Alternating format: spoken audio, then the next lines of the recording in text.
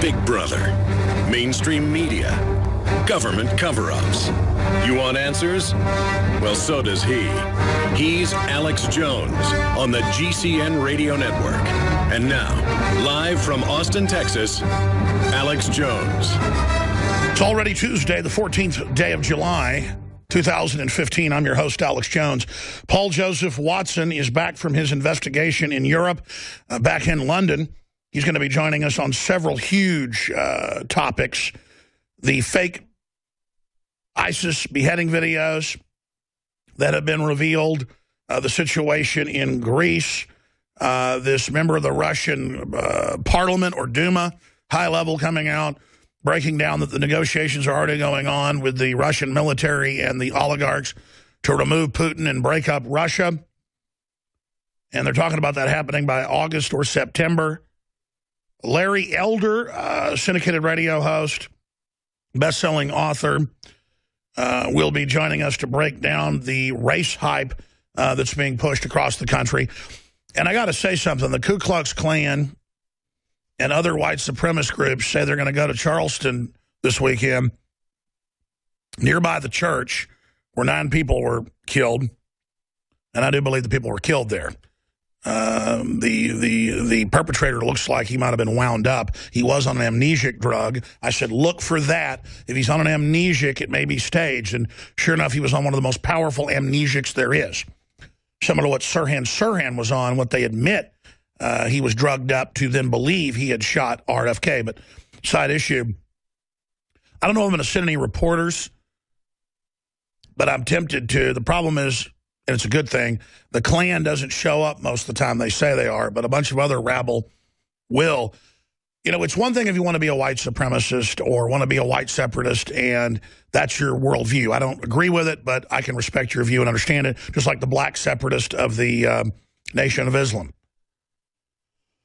But when you want to go gloat over dead people, it's just beyond the pale and disgusting. Now, liberals will say, when I criticize them, that it's censorship.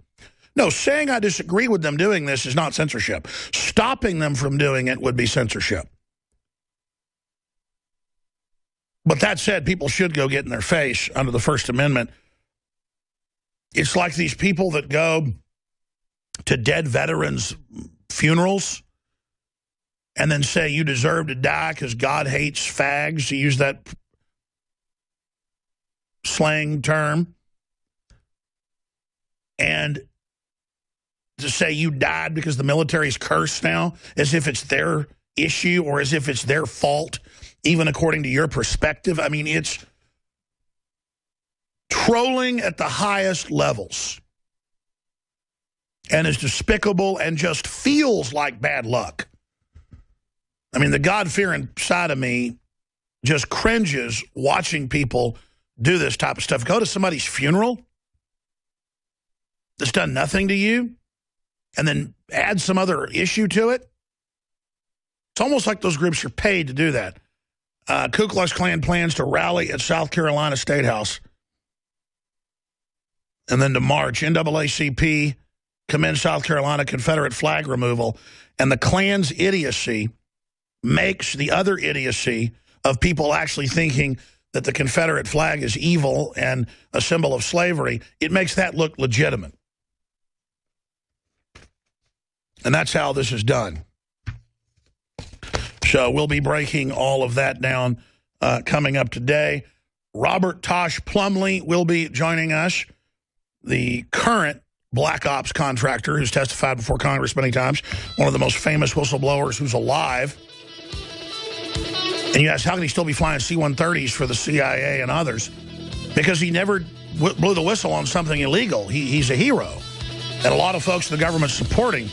So he's back from some recent missions. He'll be joining us via video Skype. He was the first one to expose the Benghazi Stinger missiles and more.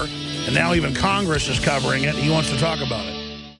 All right, strap yourselves in. It's going to be a power-packed, loaded transmission today. And we're going to be going live right into the 4th hour. Most stations carry just the first 3 hours.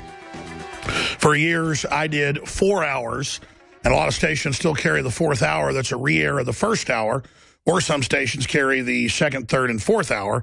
It varies. But I am looking at bringing back, I will announce here on air, sometime this year, the 4th hour. But making the 4th hour an intense news broadcast with a 4th hour roundtable discussion where more than 50 news articles will be covered every day. Boom, boom, boom, throw the topic out, get a quick comment from the people on the panel, take a call, go to the next story. But I've been thinking about that for the last year. I've been quietly getting the reporters ready for it. They didn't even know. I've had them guest hosting and things like that. And I just do want to announce to our affiliates here in the next few weeks that we're going to be sending you a date and of course, the satellite uplinks and the rest of it, the GCN feed, also our own satellite feed that we have on the same system so that you can pick up that 4th hour of the radio/TV transmission. And that will be hosted by yours truly. Most days, I'll always be hosting the first 3 hours, but many days it will be hosted by the round table. So we're very, very excited. Talk about throwing the reporters and anchors into the deep end of syndicated radio. They're a little nervous doing the news every night, but I've had them in here on the radio show. So trial by fire, I'll be the training wheels and be in here the first few months every day until they've gotten accustomed to it. And then some days, that 4th hour will be hosted by the crew. And what made me think about it was I'm a guest occasionally on the Howard Stern show, which I like doing because it reaches so many people. And then I'm a more frequent guest on their after-show roundtable and their news shows. And some of those are, in the aggregate, just as popular, at least segments of them are, as the Howard Stern program itself. That is, minute by minute, they have as many listeners. And so there's so much news we end up not getting to, so much news that breaks during the very end of the show, that I think that having a roundtable in here every day, and to have guest roundtables, to have folks that come in to co-host with us who aren't even the reporters. So that is going to be coming up by the end of the year. We're going to be hiring a couple more reporters and anchors and camera people and video editors. That takes money. I never got into this, and I'm a capitalist and free market. I'm not ashamed to make money. I mean, if I write a fiction book that makes $1 billion, so be it. Nothing wrong with that. That's what makes the world go round. That's what innovates. But I never set out to have the syndicated radio broadcast to just make money. I needed money to fund it. But enemies tried to take me down. People tried to set me up. Dirty tricks were launched over and over again by government, corporations, individuals to try to stop us. They would always try to say, you just want to make money. So I said, you know what? Let me show you make money. I'll double, triple, quadruple, tenfold now our profits, what they were just 15 years ago. And then I will put almost all of it back in to the operation because I have a love affair with the truth, a love affair with standing up to tyrants when they come after our children, our guns, our health, our sovereignty, and I'm going to show you what I can do. Because big fish eat little fish, and I've had a lot of fish try to eat me, and now good luck doing it because we have become quite large and are in the center of the zeitgeist, and everybody in the establishment knows it. Much of the public now knows it, and I'm not here bragging. It's a great responsibility. But when it comes to hardcore real politic, when it comes to hardcore talking about the issues, Infowars.com, this syndicated radio / TV transmission is the heart of the resistance. And so I'm not going to sit back and lose this fight later and wish I hadn't put on all the sail I could. Like a sailing ship. I'm going to put up every sail I can. I am going to get going as fast as I can to make this run at the globalists, and I'm not backing down, and I'm trusting in one thing alone, the Lord above. And part of the Lord above, our Creator, is that good people have been created, and they have the spirit of liberty in their hearts as well. And when I say I count on God, I count on God's supporters, God's followers, God's worshipers to understand what we're facing and to support this broadcast and to pray for us. And I know you do that, and so I want to salute all of you out there. And yes, ladies and gentlemen, people can say before I get into all this news and tell you about the guests that are coming up that why are you getting more and more religious? Well, it's been said many times, there are no atheists in foxholes. And when you read about babies wrapped in gold foil being shipped out of China by the thousands every month and being turned into powder for women mainly to eat it, believing it makes them look younger, and nobody seems to care. When you look at hundreds of millions of abortions every year worldwide, when you look at the globalists poisoning our food and water supply by design and forcing Gardasil shots on young girls all over the planet, when you look at our government funding ISIS and Al-Qaeda, when you look at the borders wide open and El Chapo, now we learn, had his wife move here to have her baby so he'd have an anchor baby, the billionaire drug dealer even lives off U.S. taxpayers. I mean, it's a joke. And so that's why I'm committed to fight as hard as I can. The British Special Forces slogan for the Special Air Services, the model of Special Forces worldwide, I mean, they were the first to do it, SAS is fortune favors the bold. Well, I'm here to tell you, in the face of them coming after our guns, coming after our health, coming after everything, fortune favors the bold. What is our fortune? What made our fortune? What made the prosperity and the freedom? Our forebears didn't back down. They refused to be downtrodden. A lot of them came from indentured servitude, slavery, you name it. But they persevered to the point we're at, and our ancestors aren't losers. Whether you're black, whether you're white, whether you're Hispanic or Asian, all peoples of the earth have incredible histories of incredible adversity and overcoming it. And that's why we're here today. The fact that your parents and their grandparents and their great-great-great-great-grandparents were able to have children and have them survive and pass that torch forward, and the fact that we're alive today as a species and dominant on this planet is because we're winners. And I'm sick of people telling us we're not winners. You are a winner. You are special. Consciousness is incredible. An incredible God made you, whether you believe in God or not. Look around you. Reality's fantastic. 12 dimensions they've discovered. Scientists believe there's probably life in other dimensions. What do you think all this is? We only see a very narrow spectrum of light, just in the light spectrum of this dimension. The eye has not seen, the ear has not heard what God, the universe, whatever you want to call it, has in store for us. And we're not going to let the globalists wall off reality, put us in a matrix to control us, dumb us down, and then phase us out like we're a horse and buggy whip in 1920 and the factories are closing because nobody buys buggies and buggy whips and horses anymore. We are the innovators. We are the great creation. We are in the image of the great creator. We are special. We are powerful. And that's why the fallen one on this planet wants to bring us down. And the reason I get more and more spiritual is because I realize that's where the real fight is. And I realize that that's the only way we're going to beat the enemy is with a force greater and more powerful and stronger. You are not going to beat something from the same energy level. You're going to have to go above it. You're going to have to go around it. And the enemy knows that, and that's why they had to make us godless first. They had to take over the churches. I mean, the most evil doctrines you can imagine are taught in these churches now.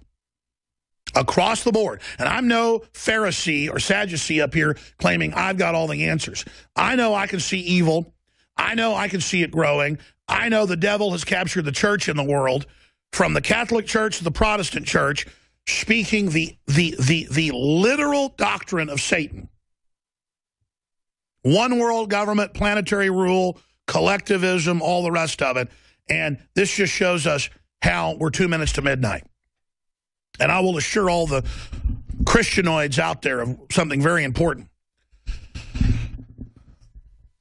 The fact that you think you're covered when you don't go out and fight the tyranny and you don't go out and warn people, I know in my heart, I don't say this to judge you, I know in my heart that my God-fearing conscience, the minute I even think about backing down from the New World Order, my soul goes, you don't want to do that or you're going to be made separate from God. You call that hell. Being in the presence of all these evil people, your energy, your spirit going into that dimension, that's hell. Being around all these losers for eternity, you want to be resonating, to use a modern term, people can understand, into that spectrum? No, no, no. I don't want to go there. I don't want to spend any time there. And my spirit says, if you're not fighting tyranny, this is my experience, yours may be different. If you're not resisting the oppression of innocence, and if you're screwing people over, and if you're passively going along with it, that you are going to be cut off from God. Now, I'm done preaching.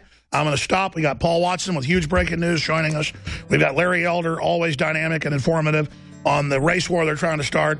Robert Tosh Plumle, CIA contractor, top Iran-Contra whistleblower, still works for the CIA and the Army. He's coming on with bombshell intel. This is all coming up. So stay with us, ladies and gentlemen.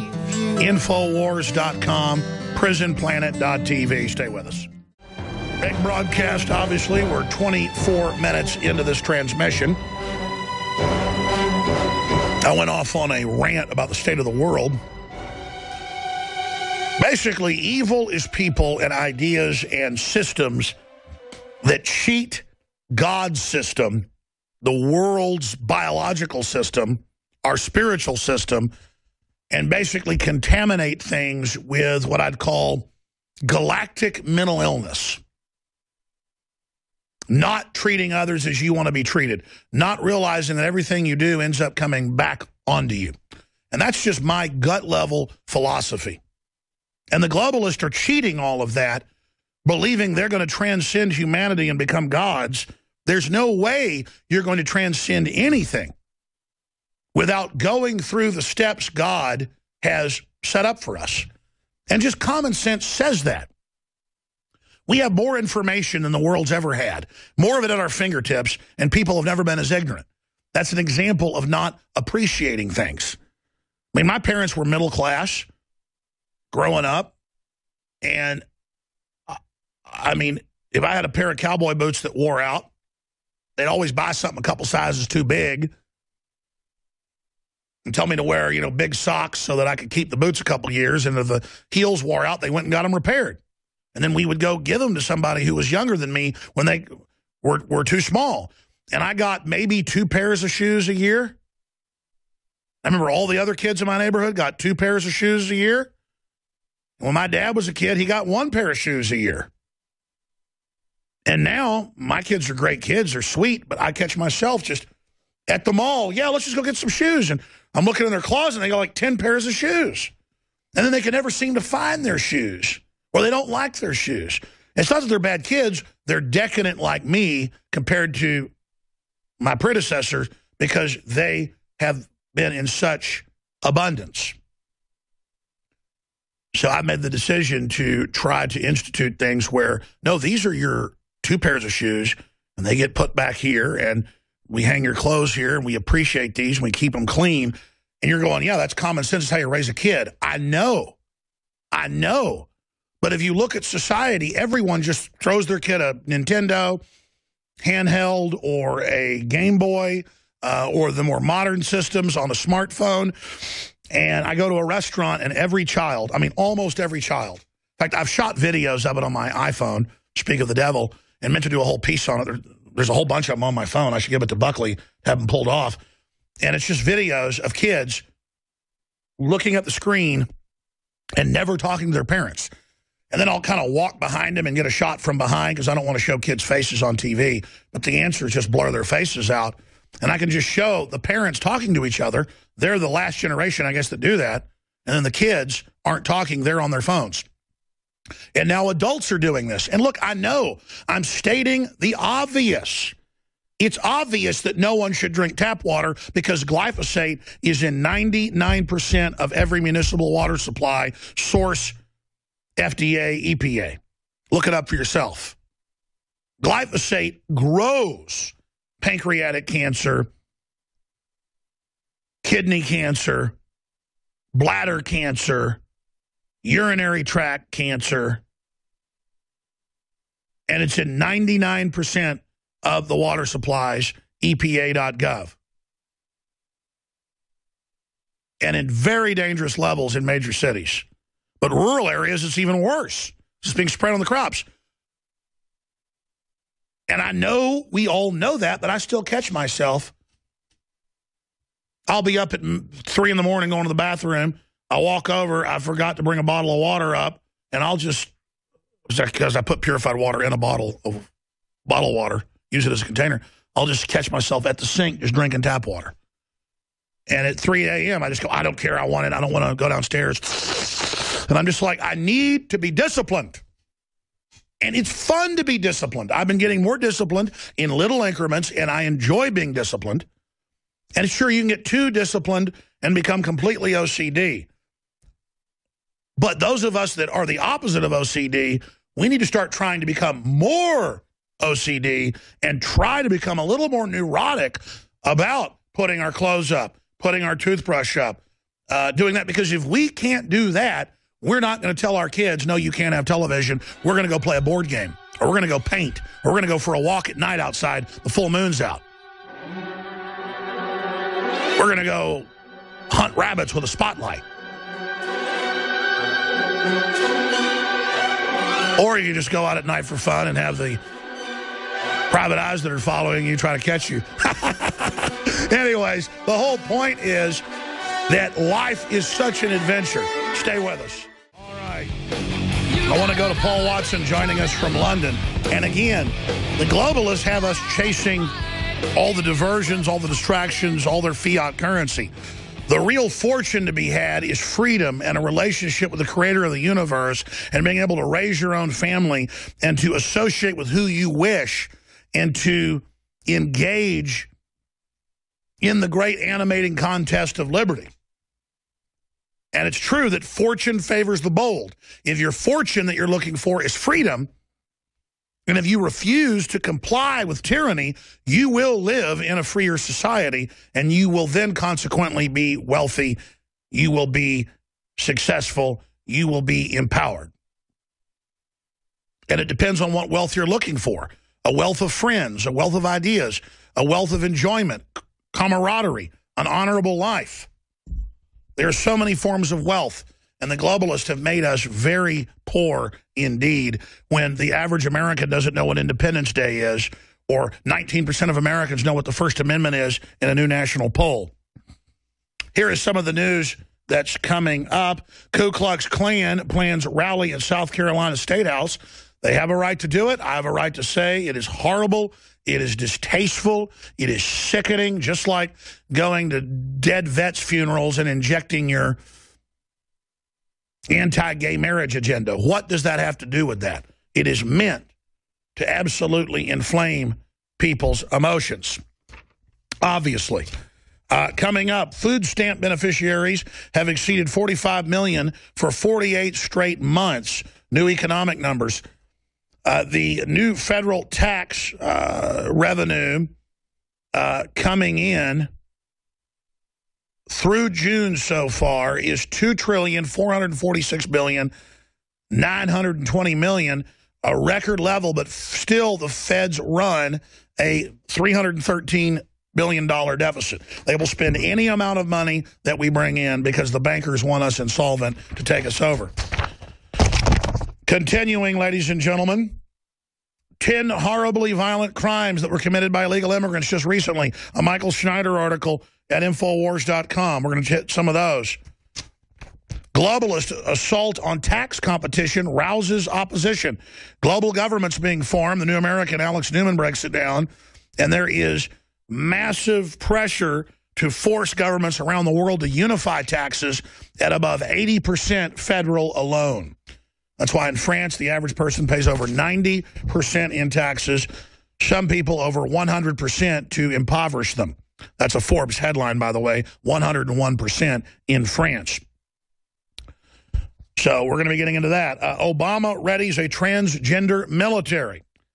If that won't break up the military, nothing will. Now they're going to have studies, and now they're going to have a fund to help people transition men who are in the military to, I guess, be women or be something else. And I mean, my issue is they've already lowered the size of the pack in the Marines and the Army so that the average female recruit can carry it. I can't carry a 65-pound pack 30 miles in one day. I probably might have been able to do it when I was 20. And I ran 6 miles every other day and could bench press 360 pounds, squat 600 pounds, do deadlifts with 400 pounds. And I'm not saying I was the biggest guy around or the toughest, but, I mean, I could skin a buck, run a trot line, and I couldn't go do that right off the bat. And that's what more of the advanced courses do. Boot camp doesn't do that, but then that's what you do later. And, I mean, just the average woman can't do that. It's just, statistically, there's not many men that can do it proficiently. But, hey, we'll just make that pack 20 pounds, pumpkin. Think you can do that now? Obama readies how about I get to have a baby? How about all women get arrested because they're discriminating against me because the fact that they can have a baby makes me feel bad that I can't? Because they tell boys and girls the word boys and girls is hurtful, so you got to be a purple penguin. By the way, they're now calling to take a Confederate general off one of these murals they put on the side of a mountain. And I told you, next will be get rid of Mount Rushmore. New articles out. Taxpayers have now spent $3.5 million to fund why lesbians are 3 times fatter than average women. Democrat judge orders psych counseling for D'Souza, who was in prison for 9 months for getting 5 of his friends to give campaign donations that I believe were legal. If you read the law, Hillary can take money from foreign dictators, though. And the judge said he believes he's mentally ill because he believes he's being persecuted by the government. And so there you go. He has to go to psych eval. And he's been told under probation, don't do interviews. By the way, that's a little inside baseball. By the way, I knew when D'Souza was going to be indicted 2 days before it happened. Because a little bird that was in Hollywood with the folks that were editing his next movie was there. And they were just shocked by it. And they had feds following the crew around as harassment. I mean, it gets old. And believe me, when you're sitting there with your kids at a restaurant having dinner and you look up and a guy's taking photos of you and smiles at you and sticks their chin out at you, you're just like, man, this government's really screwed up. Like, not only is the Fed doing it, they're trying to intimidate you because they're Democratic Party sicko operatives, and they hate anybody who isn't left of Mao Zedong. Here it is. NAACP wants Stone Mountain Confederate general sandblasted off. Paul Joseph Watson wrote about that. European agency to review HPV vaccine side effects. Oh, that's the main effect because India and Japan have banned it. It's killing people and maiming them. That's mainstream news. We're going to be getting to that report. HARP to be transferred to civilian control. We'll still have Pentagon funding. That's just some of what's coming up on that front. There's just so much news. The latest on Russia, the latest on the Middle East. I want to talk to Paul Watson in a moment about 2 bombshell articles. He's joining us via video Skype from London. But before we do that, briefly, it was sold out for 2 weeks. We got a limited run back in, as you know. It will sell out at current sales rates. Weldon and shipping and inventory said 2 weeks. He's being conservative. I believe it'll be sold out in 1 week, and then we don't know when we'll get any more. That's just a fact. The highest quality Nation iodine, the purest. I've taken other purified iodines. They worked very well. This has been over the top for me and my family. It will be sold out like the other 7 products. Survival Shield X2 is selling out. Less than 1 week supply left, in my view. Our latest emergency run of Survival Shield X2 is about to completely sell out.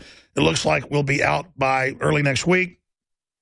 Last month, we received, again, a shipment in after it had been sold out. Now is the time to stock up on X2 with free shipping in the month of July on all orders to InfoWarsLife.com. Survival Shield X2 Nation Iodine is ultra clean, ultra powerful, and it's derived from our limited supply of deep earth crystals. All the rest is sea-based. Plus, it funds our operation. It's a 360 win across the board. Get your X2 Nation Iodine from InfoWarsLife.com today while supplies last. And it's a bittersweet bummer because the fact that it's selling out sells it, but then it's really high quality. It funds the operation, but then it's a bummer to not know when we're getting more back in. Also, Super Male Vitality will sell out in the next 2 weeks.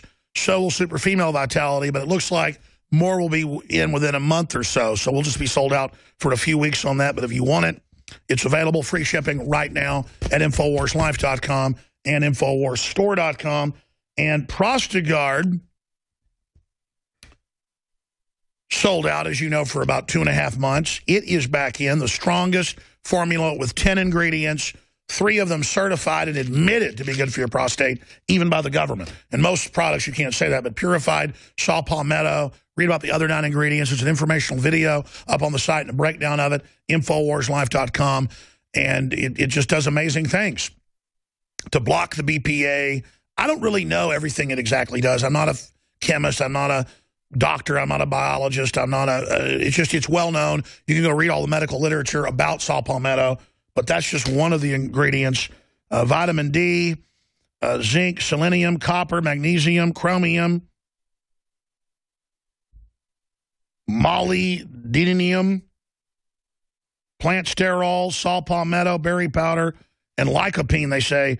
All our experts even more important than the saw palmetto, and it all fuses together in the digestive tract to have an upload of it, is what the experts tell me. InfoWarsLife.com. Now, joining us from London, England, is Paul Joseph Watson with a breakdown of 2 bombshell articles he's put out in the last 24 hours.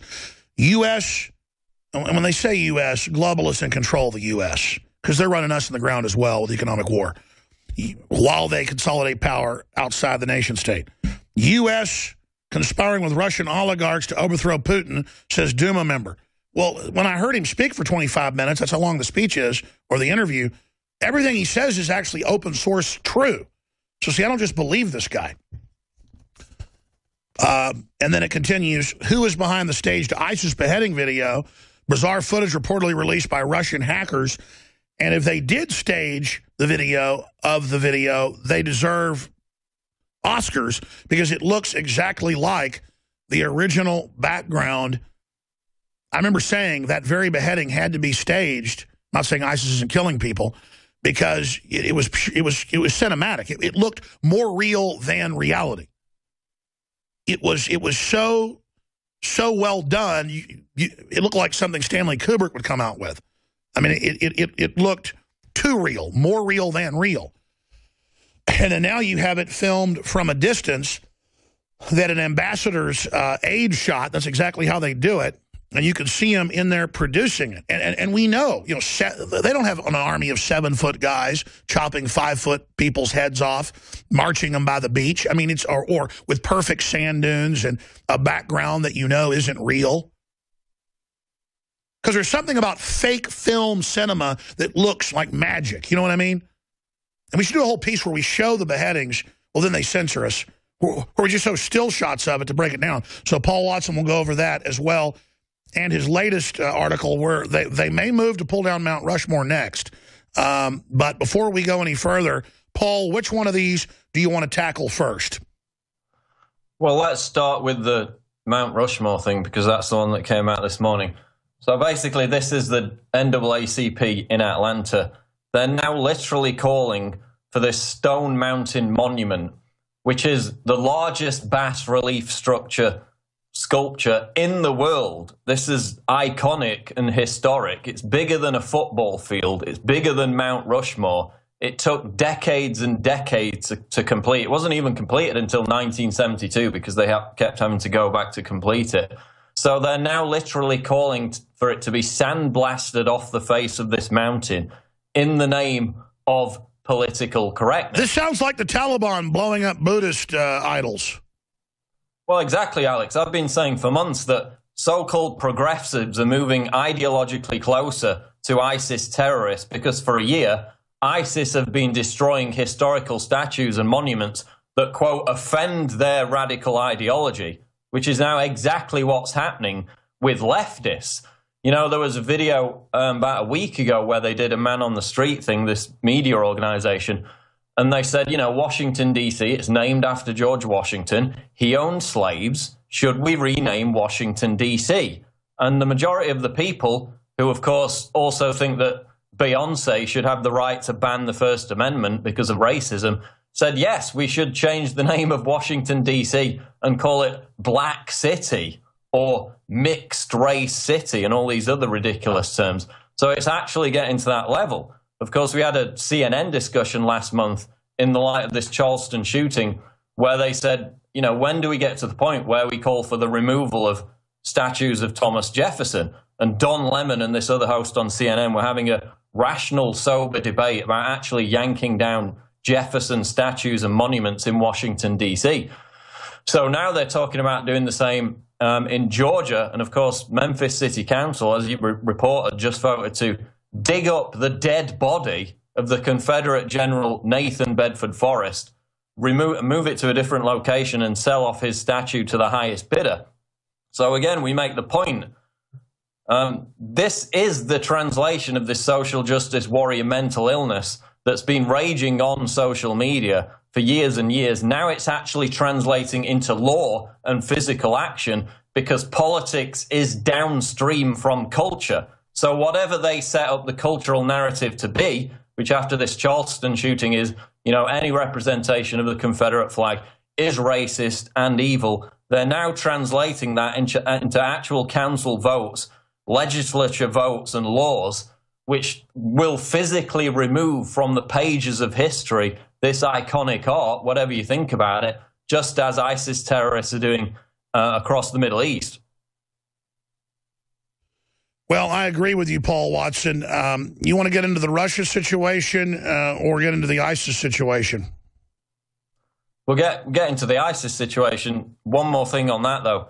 You know, you can go through that throughout the world. Every single country had slavery.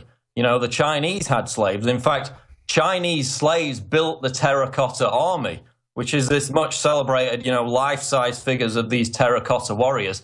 That was the Aztec temples were built by the underclass slaves. As slavery's in the Bible. I mean, Abraham had slaves. That's just what went on. So and usually it meant it was a rich guy that could pay for an armored house, and everybody lived in the walls there. I mean, I'm not defending slavery. It's just an institution that went on. But again, guilt is a powerful manipulator. Sorry. Yeah, you know, the Egyptians used slaves to build the pyramids. Are we going to destroy the pyramids? I think we should. Yeah, the cotton economy was built on slavery. Are we going to ban cotton?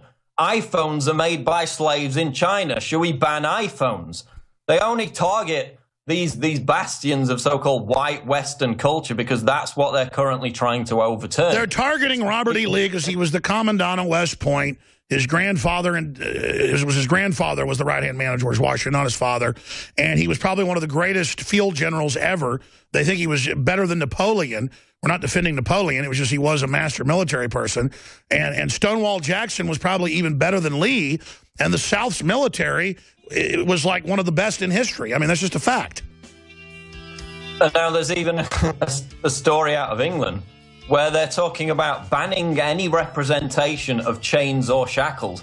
They're having a celebration because this area in England called the Black Country created these chains back in the 18th century. Now they're saying any representation of chains is racist and must be banned. It's about them controlling reality, being able to ban whatever they want. Pure totalitarian cult. Some of the articles on Infowars.com. Flag purge continues. NAACP wants stars and bars removed from Alabama troopers' vehicles. John McCain responds to stage ISIS beheading video. Obama readies a transgender military. HARP to be transferred to civilian control. It's all coming up. Paul, I want to shift gears out of political correctness in the time we have. But briefly, why do you think it's getting so over the top now? I mean, clearly it's not a mental illness by the social engineers.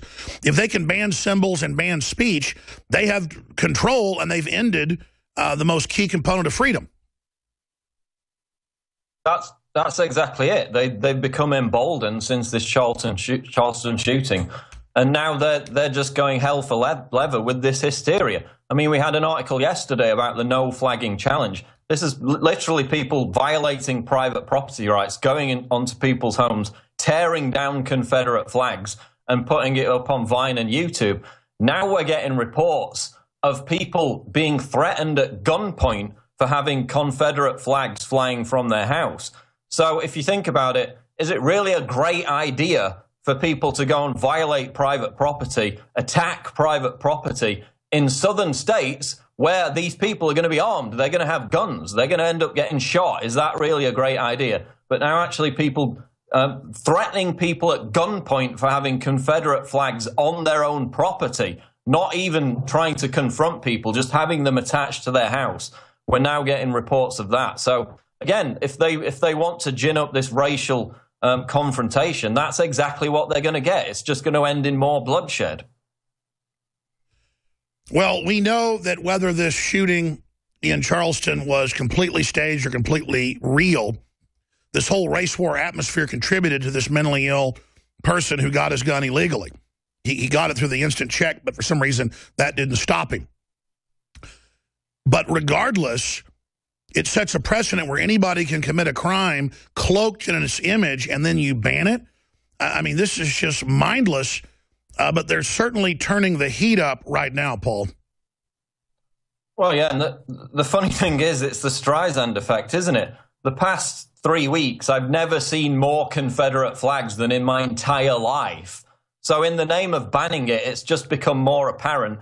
Again, emboldening white supremacists who might be inspired to go out and violently attack people, emboldening extreme leftists on the other side, you know, the Black Lives Matter people who were now getting reports of threatening people at gunpoint for having the Confederate flag. So this is not having the effect of harmony and positive race relations. It's having the exact opposite. Well, I'll be honest with you. It almost makes me want to stick one on my car just because they're trying to ban it. I mean, I've never been into the rebel flag, never had it, family had never had it. But at the same time, they're trying to ban it. And it was an honorable flag when it was made. And just the idea of banning history because people get freaked out about it, it's just crazy. I almost want to just have therapy with them and walk around with a big, we should send our reporters downtown with battle flags and ask folks their opinion of it and just get the ignorance because it's crazy, Paul. Yeah, and sales are exploding just like gun sales explode when they try to ban them. It has the same effect every time. It's backfiring. Now, we're going to come back and just have 5 minutes with you before Larry Elder. I want to get into the Russia situation and this new video that purports to show them staging one of the ISIS beheadings.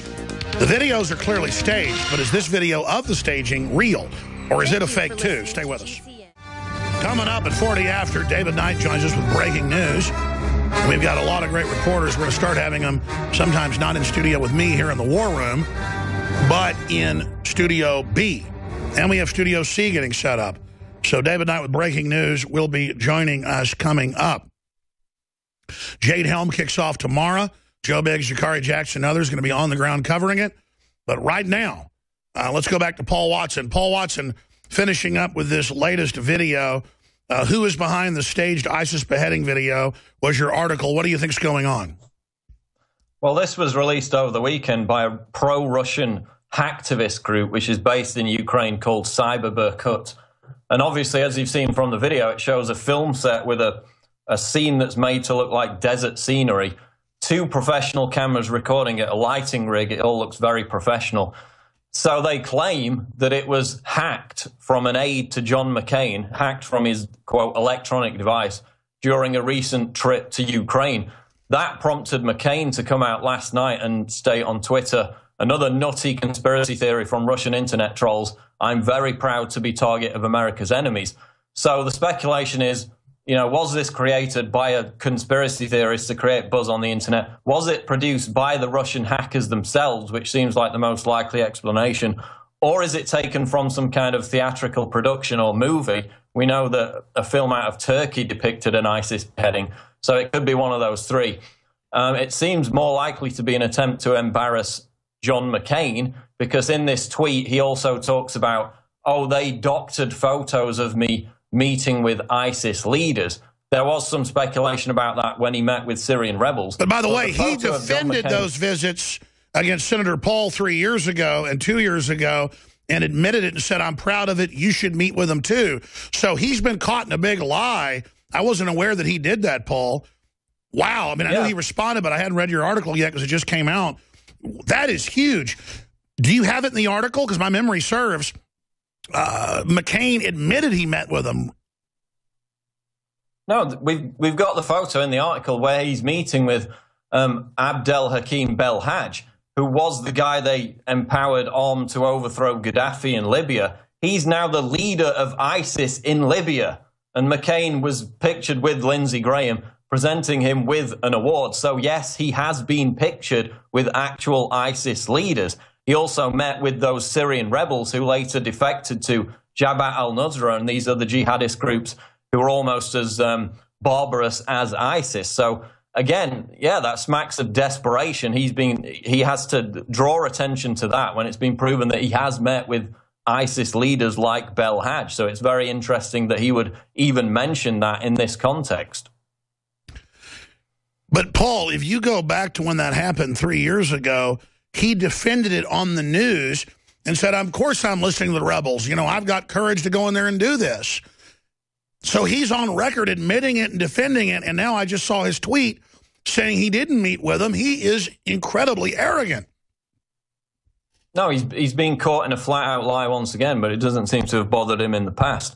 But again, the question is, if this was a fake ISIS beheading, why would they be off filming it in the background? If it was a top-secret operation, why would they allow that footage to even exist in the first place? Which is why people are saying this is an attempt by the Russians to frame McCain, to frame the US in general as being behind ISIS, which we don't need the conspiracy theories to prove that, because we know, they were trained in Jordan. Many of America's top allies are funding them, have been funding them. Those mysterious airdrops of weapons from the US that always end up in ISIS hands. Sure. So those are the real facts that prove that. Well, all I'm saying is I've seen one of the beheadings where it was in the desert and it looked fake, and it looks like the same background. So whoever staged this, if it is staged, did a really good job of what I've seen in the fake beheading videos. And we know some of the beheading videos we've seen have been cinematically shot, pointing towards the fact they're staged. Thank you, Paul Watson. Great job. More of your articles on prisonplanet.com.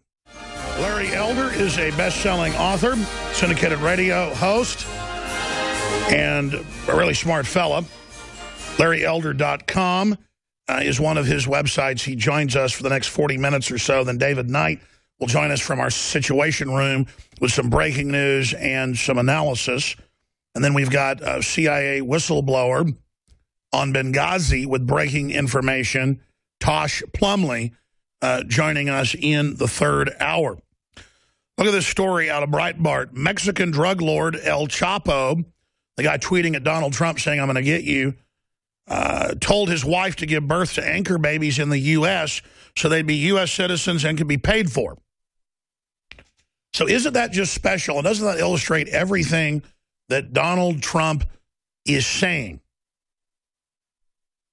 You cannot make this type of stuff up. I mean, I can't go to Mexico with a woman, my wife or whoever, and just have a baby for free. They'd laugh at me. And then have the baby get welfare. But because Obama says America has racism in its DNA, well, we want to show we're not, so we're going to pay for it all. I mean, it's a joke.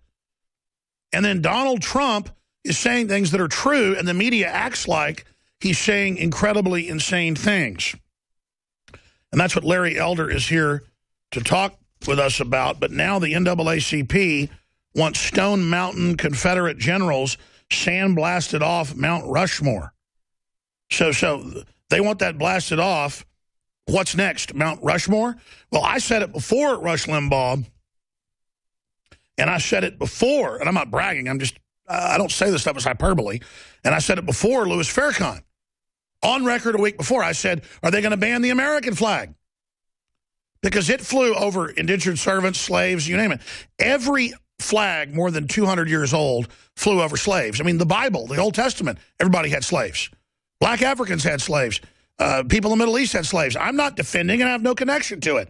Most white people that have come here came here after slavery. Their great-grandparents did. I mean, it's this crazy guilt that, I'll be honest, I grew up with some of it, which I guess since we were close to some bad stuff in the past, it was good to, be aware of it. But now, jumping the shark, don't have brown bags in Seattle, and the name mom and dad is hurtful, so get rid of it on government documents, and boys and girls at public schools can't be called that because some people aren't boys or girls, so you're purple penguins.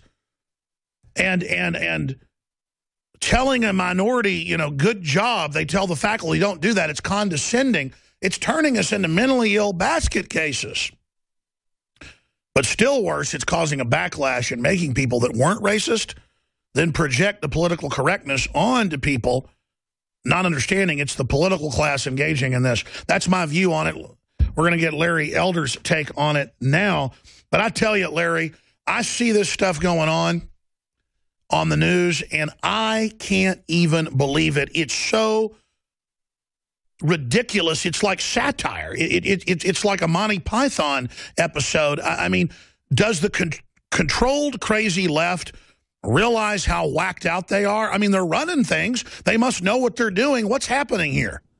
No, they don't realize it. And Alex, thank you very much for having me on. 95% of black voters voted for Barack Obama, and the black economic condition is worse off than when Obama took office. Black income is down. Black net worth is down about a third over the last few years. The so-called wealth gap between whites and blacks is the widest it's been in 25 years.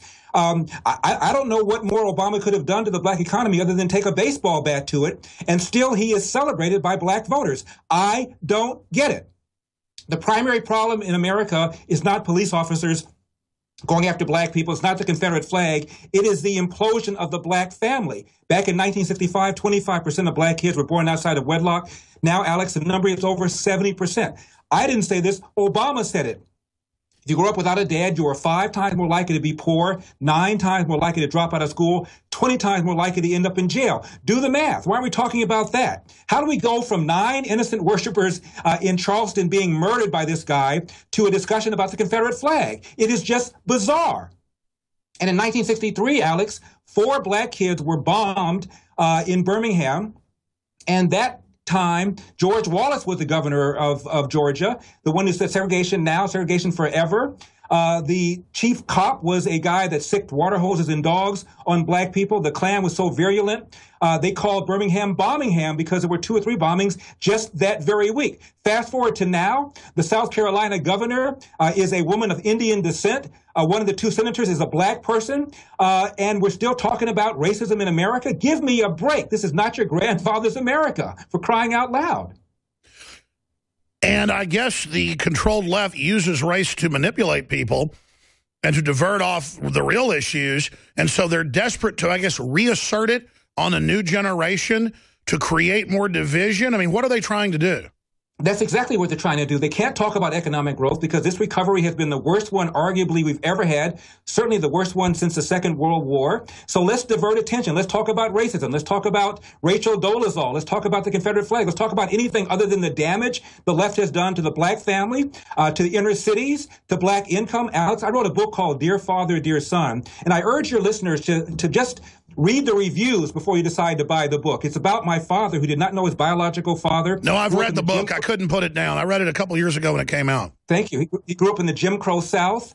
And he got kicked out of the house by his mother when he was 13 years old, never to return. And my father was a Republican, and he believed that the biggest thing that happened negatively to black America was the welfare state. And my father told my brothers and me, don't listen to other people talk about how horrible the country is, because it's substantially different than it was when I grew up. Hard work wins. You get out of life what you put into it. And while you can't control the outcome, you are 100% in control of your effort. And before you bitch and moan and whine about what the man has done to you, go to the mirror, look into the mirror, and find out whether or not you could have done something to have altered the outcome. That's what my dad told my brothers and me. That's what I believe now. But Obama has convinced black people that they're victims, and that those guys over there, the Tea Partiers, Republicans, black Republicans, they're victimizers. And by the way, we're the rescuers. We're there in the white hat, on the white horse. We're going to come in and we're going to give you social justice. Never mind economic growth. Never mind the implosion of the black family. Never mind the implosion of black home equity. Never mind black home ownership down. Never mind any of the other metrics I just now gave you. Let's call America inherently racist, say it's in our DNA, and convince black people to pull that lever 95% for us. And by the way, Alex, if racism is in our DNA, how do you go from 1960, according to Gallup, 60% of Americans said they would never vote for a black president, no matter how qualified. Obama, of course, gets elected in 2008, gets reelected in 2012, despite a lousy economic recovery and unpopularity of Obamacare. In 1955, only 4% of blacks, of whites and blacks in America said that they approved of black-white marriages. And now 87% of Americans approve of black-white marriages. So if it's in our DNA, how do those things change? It's nonsense. Obama got a higher percentage of the white vote than John Kerry did. Did Kerry whine about being affected by racism because he didn't get the majority of white votes? It's outrageous what the left has done to convince black people that they are victims, that racism remains a major problem in America when it is not. And by the way, pull the lever for the left-wing party because we're going to fight social justice on your behalf. It is outrageous.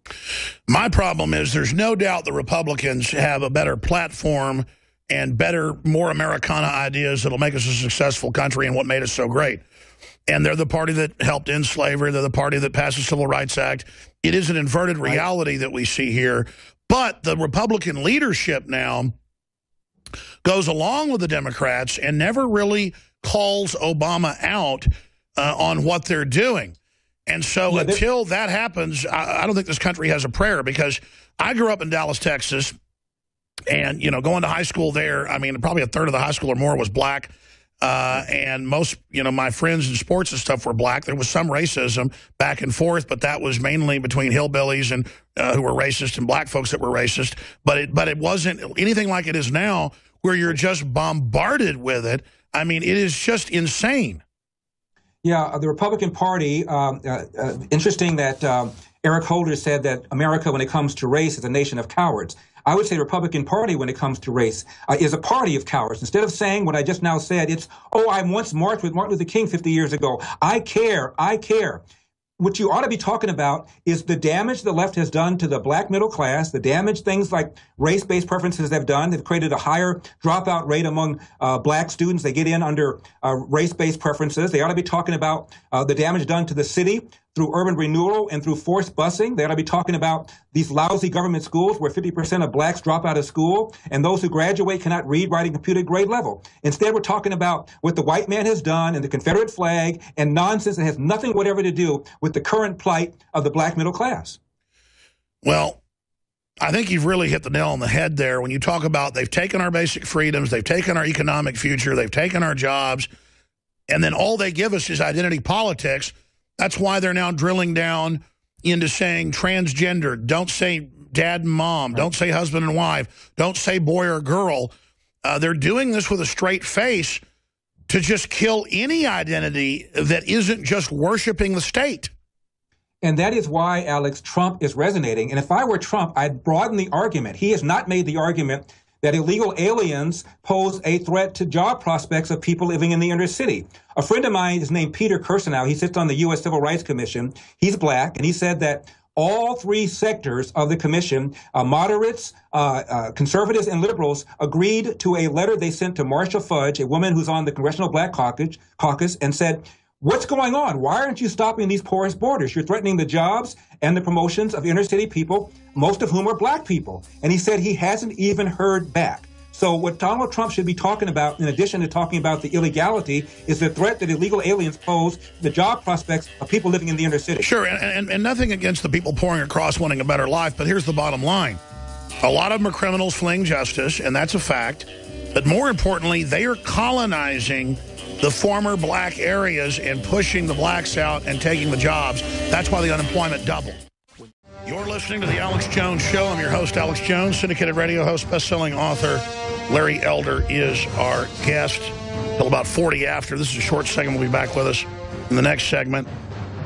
Elderstatement.com, LarryElder.com are his websites. Larry, I want to get into the Donald Trump phenomenon because the mainstream media wouldn't be saying his name thousands of times a day and misrepresenting what he's saying if they didn't have a plan.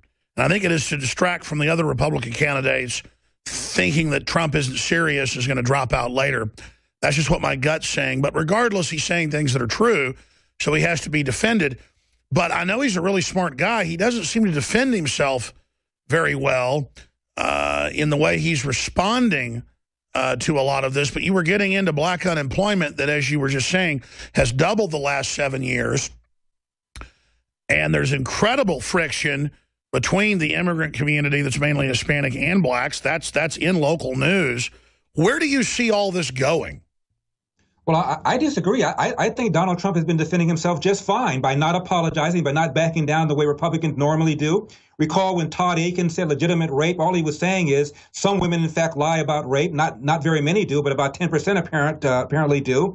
All of a sudden, Reince Priebus dumped on him, and Todd Aiken got destroyed in the election. Donald Trump has not backed down. He's not afraid of being called a bigot. And I interviewed Jamil Shaw Sr., the father of the young man who was murdered here in South Central Los Angeles, a young man who was bound to go to college, and an illegal alien had just gotten out of prison, and assumed that the red that Jamil Shaw II was wearing was an indication of gang membership, when in fact Shaw was not a member of a gang, and he got blown away.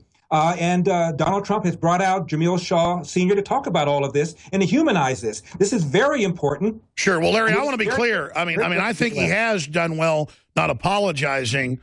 There's so many factoids, things you were mentioning, that, I mean, I guess if he had your brain on these issues, it'd be better. That's all I'm saying is that... I wish I had his brain and his wealth. No, I hear you, but you're an expert on this is what I'm saying. And that he just... Sure, he's not apologizing. That's 101. Don't do that. I agree with you. He's doing a pretty good job. It's just that they're misrepresenting him, and I don't think he's been attacking them for their lies. He just kind of arrogantly, which I guess is a good thing, just ignores them and says, I don't apologize. Well, that's true, but it's early. He'll get sharper. He'll get better. He'll get more factoids. He'll sharpen up his arguments along the way, assuming he stays in. And so far, it's been pretty darn impressive. I was one of those, Alex, who thought he was never going to get in. Every 4 years, he comes out, makes a big display about running, and then he doesn't run. And I also didn't think he had as much money as he says he has. Apparently, he does have $9 million. Apparently, he can self-fund. There's never been a candidate like this with this kind of message, this kind of name recognition, and that kind of bankroll. And so this could get very interesting. So you think he's serious? Well, it does show the other, 10 or 11 candidates.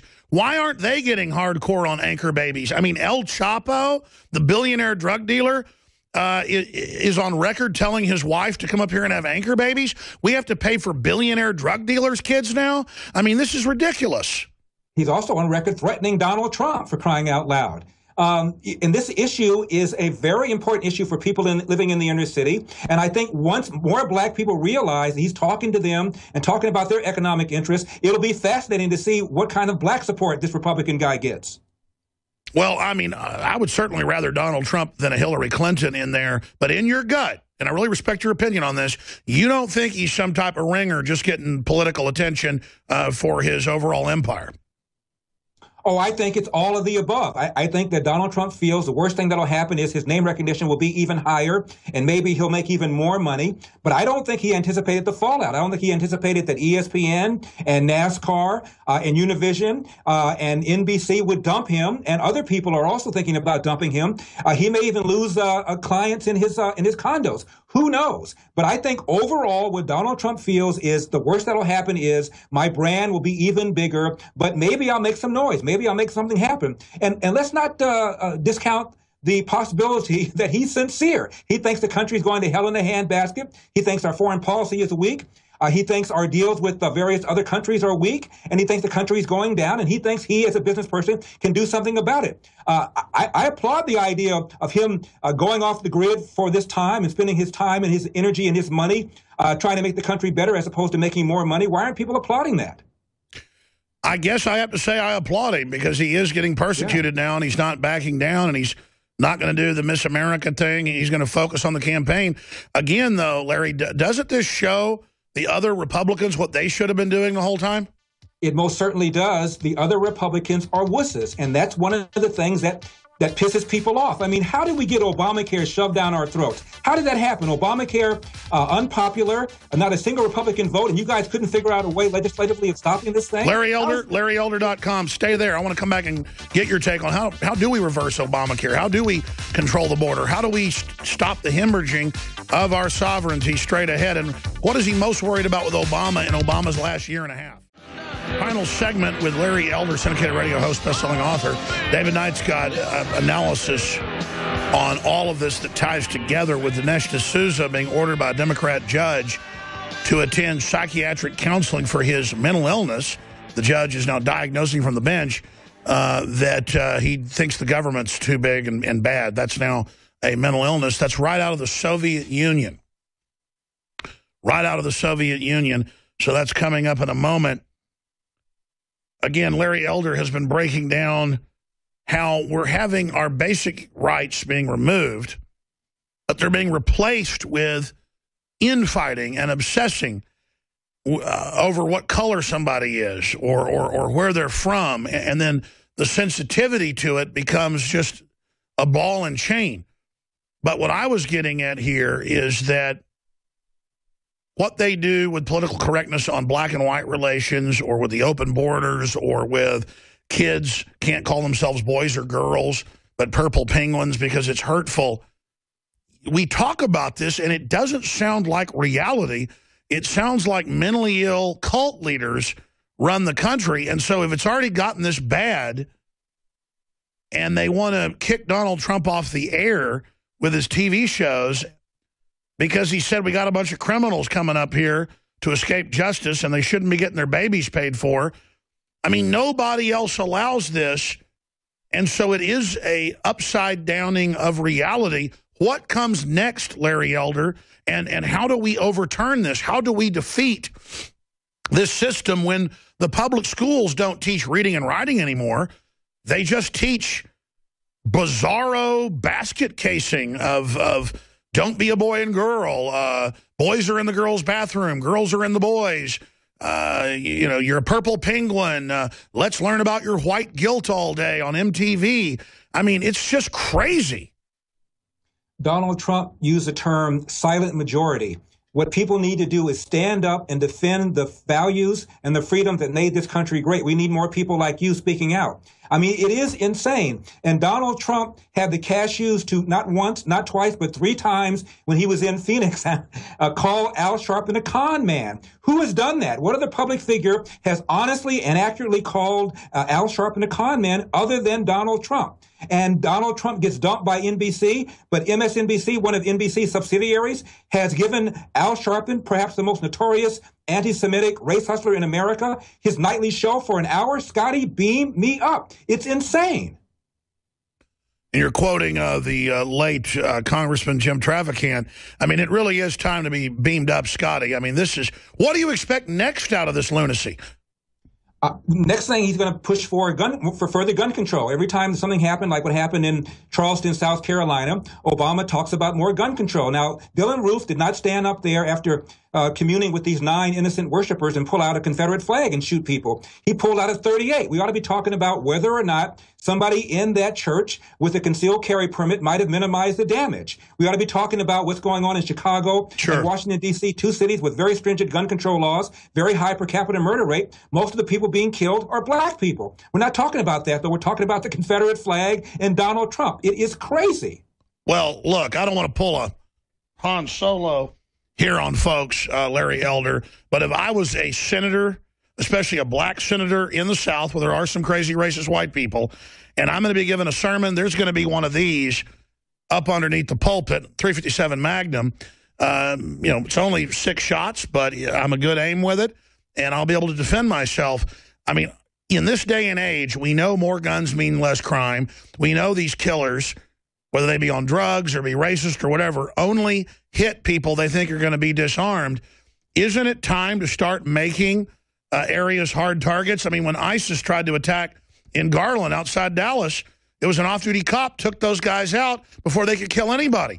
I mean, isn't that the answer? That he pulls that gun out and somebody pulls a gun out and blows him away and maybe only 2 people would have been dead? Him and maybe the first person he shot? I mean, isn't that the answer? Isn't it gun-free zones and an anti-gun culture really what ended up killing these people? That is the answer, or at least that even the odds a little bit for the good guys. There are now 40 states that allow citizens to carry concealed weapons on a shell issue basis.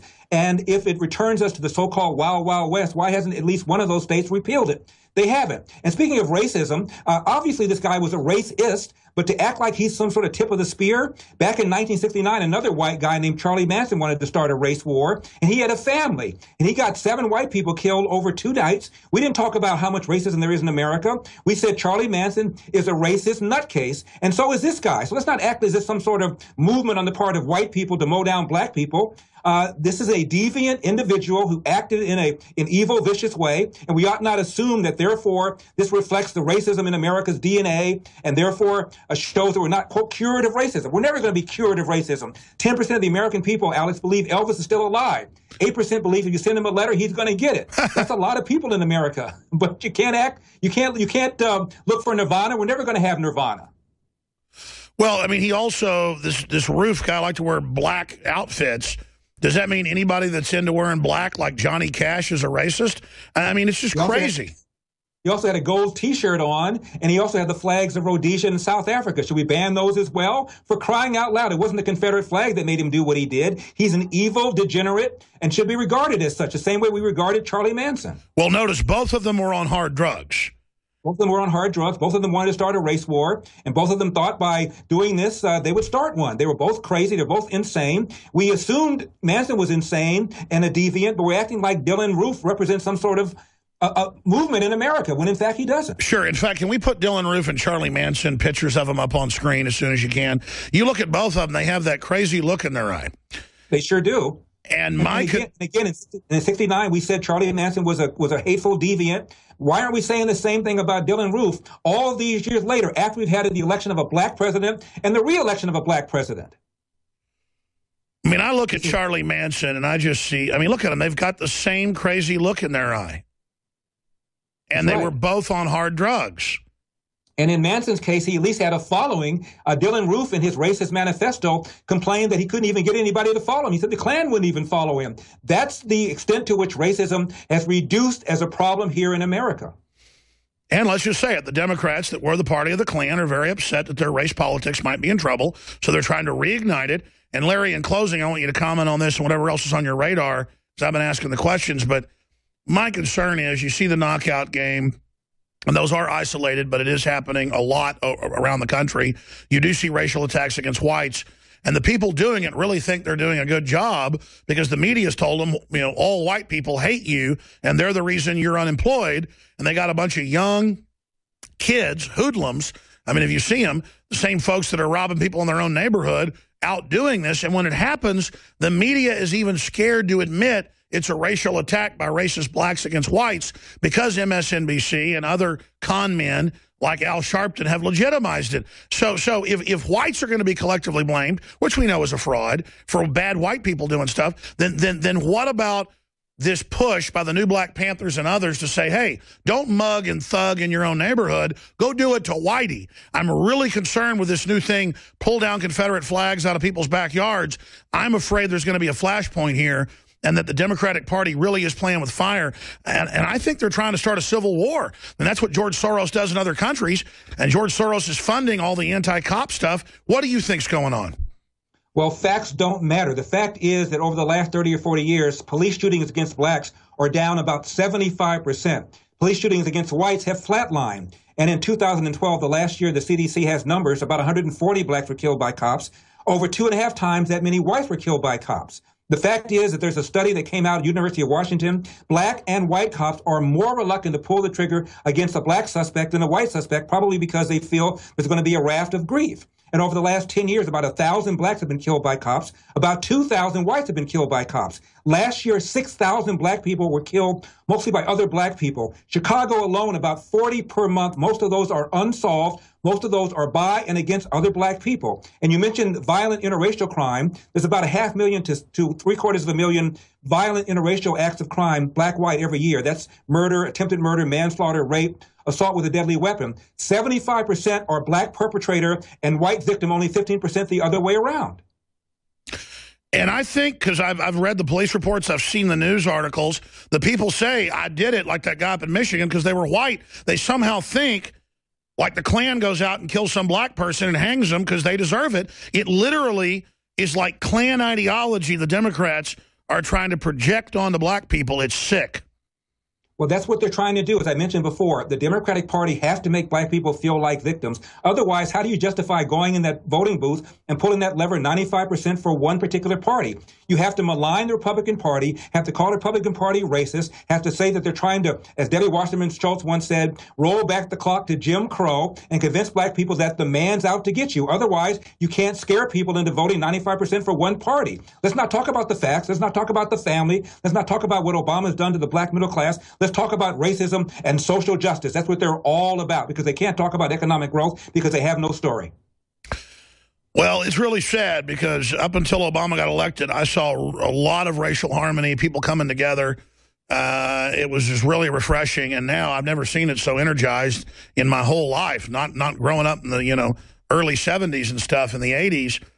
And it just is, it's so cold-blooded, and I can just see the Democratic Party spin doctors, the PR firms in their meetings going, we've doubled unemployment, people are waking up, they're upset, we're not delivering, just create balkanization. It's how the British controlled India with just a few thousand troops, was playing different religious groups off against each other, and they've just cold-bloodedly done this to us, Larry, and I'm really concerned now that they're going to put Hillary in, and it's going to be not, oh, you're racist if you don't want Obamacare, it's going to be you're sexist if you don't support whatever she's doing.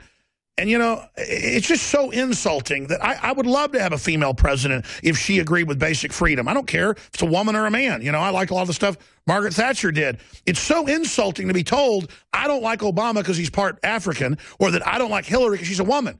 I don't like Hillary because she's an absolute criminal monster. It is insulting, but I got to tell you, I once interviewed Kwesi Mfume, one of the few so-called black leaders I was able to get on my program, and I said, Mr. Mfume, as between the presence of white racism or the absence of black fathers, which poses a bigger threat to the black community? And to his credit, without missing a beat, Alex, he said the absence of black fathers. So some people are getting it, and I notice that young blacks are far less likely than older blacks to self-identify as Democrats. They're not identifying as Republicans, but they're identifying as independents because they see what's happening to their economic future. They have no jobs. The black teenage unemployment is up, and people coming out of college can't get work. And they're saddled with a lot of debt. That's right. So a lot of young people are beginning to rethink their assumptions. And so that's probably the only silver lining I can think of to 8 years of President Obama.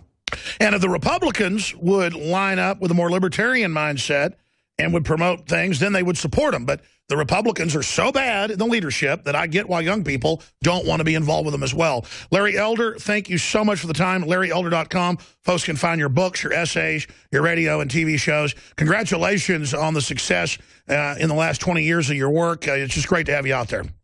Thank you so much for having me, Alex. I appreciate it. You bet. Great to have Larry Elder on with us. Okay, in the Situation Room is David Knight. We're going to go to him here in just a moment. Briefly, we have free shipping in the month of July on all products that ship out of our warehouse. And that's basically 99% of the stuff that's in there. There's a few items like storable food and things like that that go from the warehouse of the producers. My Patriot Supply. We have their entire spectrum of My Patriot Supply products at the same price they sell them. It just supports this broadcast when you buy it from us at InfoWarsStore.com. But you won't get the free shipping. That's just an example. But everything else that we sell, shortwave radios, non-GMO seeds, super high-quality nutraceuticals, books, videos, it's all free shipping right now. 25% off on the Molon Labe belt buckles. Those will be sold out soon, so that special will have to end. 10% off all the T-shirts. And there's just a bunch of other specials in the month of July celebrating our independence at InfoWarsStore.com or InfoWarsLife.com. And we did sell out a Prostagard for 2.5 months. It's back in, and I guess I screwed up again and didn't order a bigger order. They did the first original order again, so that will probably sell out in a few weeks. It did last time. The best prostate formula out there, but has so many other great effects. Just read more at InfoWarsLife.com. And we will sell out of the best Nation Iodine purest form out there, X2, in the next week. It will sell out, and it'll be at least 2-3 weeks till we get more, and that's if we're able to secure it. We're trying right now. I'll know in the next few days. But to be sure you get it, Survival Shield X2 is selling out. Super Male and Super Female Vitality will sell out in the next week and a half. That's a conservative estimate, but those will be back in within a month, so that'll just be sold out for 2 weeks. Brain Force should be back in about 3 weeks, but we're not going to start pre-order until next week to make sure after it's already manufactured, then it's got to be tested 3 times. And so that's what I'm not complaining. It's just to have the highest quality and not cut corners. It's hard. And then sometimes we just can't get an ingredient anymore, and we have to change the formulation. I mean, we just go through a lot of stuff here, but it's the highest quality. InfoWarsLife.com. And you have my pledge to not compromise, to promote human liberty with your support. Please keep spreading the word about the broadcast as well. You can also call toll-free 888-253-3139. Now, joining us from the Infowars.com Situation Room, the former radio studio that we've had here for 8 years in these offices, is David Knight. And more, we're just going to have our reporters from locations in Europe, locations in California, locations from studios in this building, just break in. And I've told them I want this to be live, powerful, real. When they get something interesting, something breaking, an analysis, just let me know 10 minutes before. In this case, it was an hour before, and we'll just have them go in the other studio. I'll break into a guest or come in after a break with a minute of information, 5 minutes of information, 10 minutes of information to keep you up to date on the latest. So David Knight joins us from the Situation Room. I'm here in the War Room at InfoWars headquarters. David Knight. Alex, I wanted to talk about what's going on with Dinesh D'Souza. And of course, you've mentioned this earlier. We have the article up on Infowars.com from WND, Jerome Corsi. The fact that this is raw political persecution, like we've seen before in the Soviet Union or East Germany. This is a Democratic judge ordering psychological counseling for Dinesh D'Souza and an additional to continue his community service for another 4 years. Now, and by the way, that's super expensive. Yes.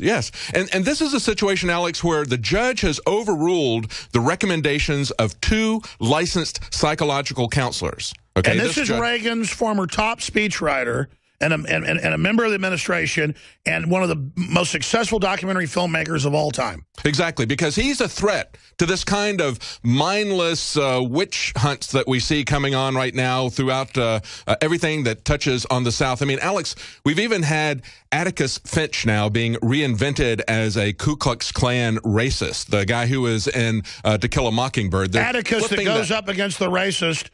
Yes. And everybody, he's now a racist? I didn't know that. He's now a racist. That's the book that is now being released. Of course, the original author, Harper Lee, is now 89 years old. Her lawyer claims that she found a manuscript. A lot of people said it looks like fan fiction, so I don't know if this is authentic or not, or if this is just an effort to make a quick buck and to tap into the zeitgeist of the culture right now to go after. Yeah, this is a race-baiting orgy. Yes, exactly. It's absolutely insane. And, of course, we cannot have any white men who are role models, especially if they're Southern. We have to...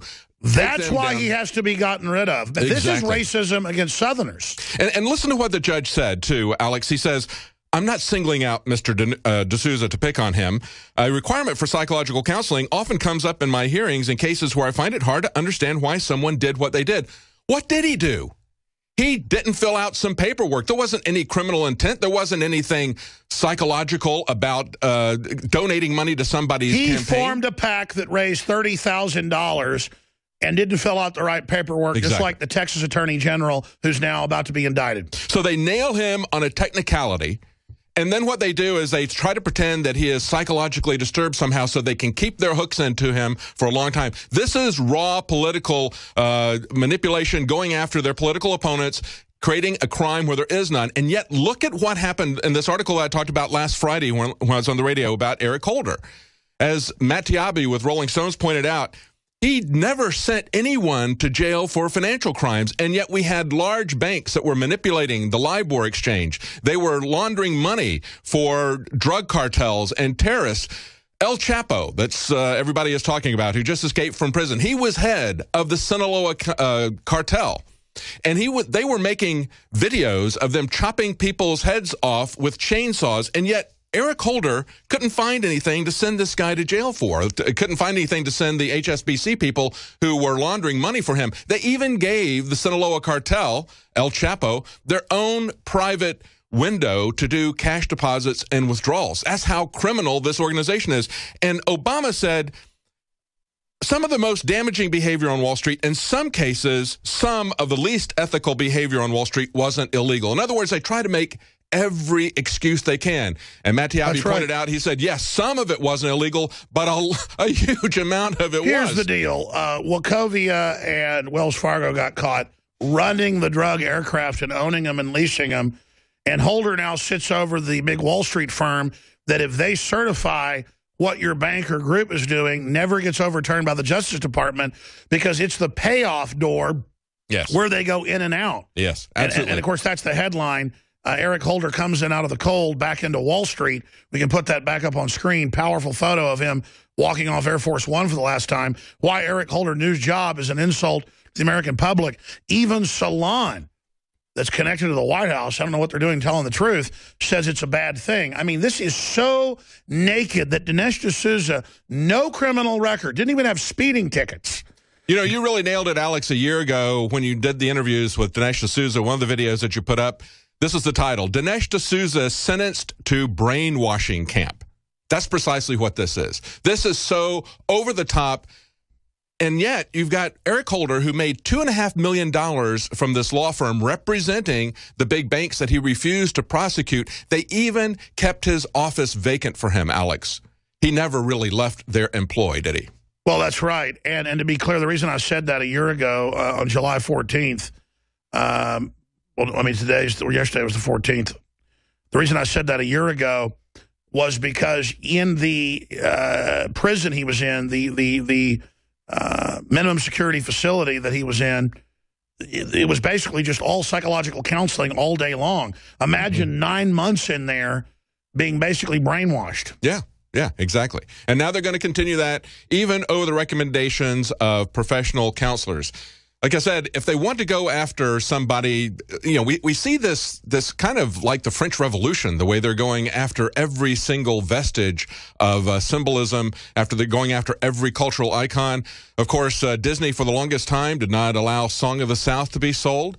They said it looked like it was racist because it was about a former slave. Look, Aesop's fables were written by a former slave. The real story here is that a slave like Aesop's, a slave like Uncle Remus, and of course Uncle Remus wasn't a real person. It was a collection of multiple older slaves that this man had met on plantations when he worked on the plantations himself. He put together the stories. He told what their names were, and he told their stories. That's a story that should be celebrated. Exactly. It's empowering, and they want it banned. That's what's so crazy, is that they want to be able to take down even good things because they know if they can do that, they can ban anything they want, anytime they want. And that's what we're seeing right now. They're flushing African-American culture down the memory hole just like they are all Southern culture. And yet the real story here, Alex, as you point out, is a slave who transcends his masters. We don't know who the masters were. Maybe we should ban the movie Spartacus because it's about a slave. Exactly, exactly. And yet we have the Southern Poverty Law Center. Morris Deese, the founder of them, actually worked for George Wallace in the rabid segregation days. He actually defended the Klan, who were burning buses of protesters, who were beating protesters. He made enough profit off of that, it was equivalent to what the median family income of 4 was in those days. And then Morris Deese, founder of the Southern Poverty Law Center, sat out the entire civil rights movement. About a decade later, he was brought back in because he had become a mass marketing, direct marketer expert. They brought him in for the McGovern campaign. Then he took that list of people that he got from McGovern and started the Southern Poverty Law Center. If you want to get somebody who's connected to the Klan, if you want to get somebody who is rabidly racist, it's Morris Deese. It's not Atticus Finch. And that's what's crazy is that the Democratic Party was racist, was the founder of the Klan. They couldn't beat Republicans because all these vets were coming back in the South and refusing to be part of the oppression that was indeed happening in some areas, like my dad's dad. He flipped being a Republican, ran for county government, won. The family wasn't upset with him, but he was the first person, you know, because, I mean, Texas was Democrat, to do that. But that was everywhere. They came back and they said, we're ending this. This is over. And Eisenhower led that movement. The Republicans led that movement. And then they flip it and turn around and say that the NRA is the Klan. Again, it's an inversion of reality, David. Well, the troubling thing, too, Alex, is that, of course, the SPLC has been doing this. The Southern Poverty Law Center has been doing this for a very long time, flipping reality. But now we see this going viral, going across the entire country. It's like watching the 2 Minutes of Hate from 1984, where everybody just screams at Goldstein because they have to have an enemy. And that's what this is. This is an irrational purging. It's an ethnic cleansing. Yeah, don't be mad at the foreign bankers looting you. Don't be mad at the fluoride in the water. Don't be mad at all the stuff happening to us. Just scream and yell and hyperventilate if you see a rebel flag, and next it's a brown bag. Stay with us. We got Tosh Plumle coming up, too. CIA whistleblower. Hey, be mad about the government shipping drugs in. David Knight, I noticed there in the studio, you've got a stack of other items you wanted to mention. We got Tosh Plumle joining us in the next segment with more info on Benghazi. But first, get into those other points from the Situation Room. Well, Alex, you know, when we're talking about the coming after cultural icons, even like Song of the South, like To Kill a Mockingbird, those were works of fiction that were essentially uniting fiction. I mean, they were uplifting. They brought black and white together. They treated people as human. I mean, they talk about Atticus Finch. Many people said, well, you know, he was paternalistic. He was some kind of a white messiah. Look, no, that's why it's bad, because he takes care of his kids. You don't know what happened to his wife. That's right. He's a strong guy that does the right thing. And there was lots of people like that. That's based on real type characters. Yes. And he's a good lawyer. And then so they can't even allow that now. And let me tell you, if you get in trouble, you want a lawyer like Atticus Finch. You want somebody who's going to be a messiah figure, who's going to go to bat to you no matter the kinds of pressure that he has to sell you down the river. So he's become something of a patron saint to a lot of lawyers as well as to the general population. But, Alex, when we look at the way they're coming after people selectively, going after Dinesh D'Souza in this virulent way, and yet letting major crimes go unpunished. Nobody got any personal fines at any of these major banks. Nobody did any jail time at any of these major banks. They were laundering billions of dollars and for now drug cartels. He goes to work for the big bank lobbying firm. Yes. That's the former attorney general who got caught running the false flag of Fast and Furious.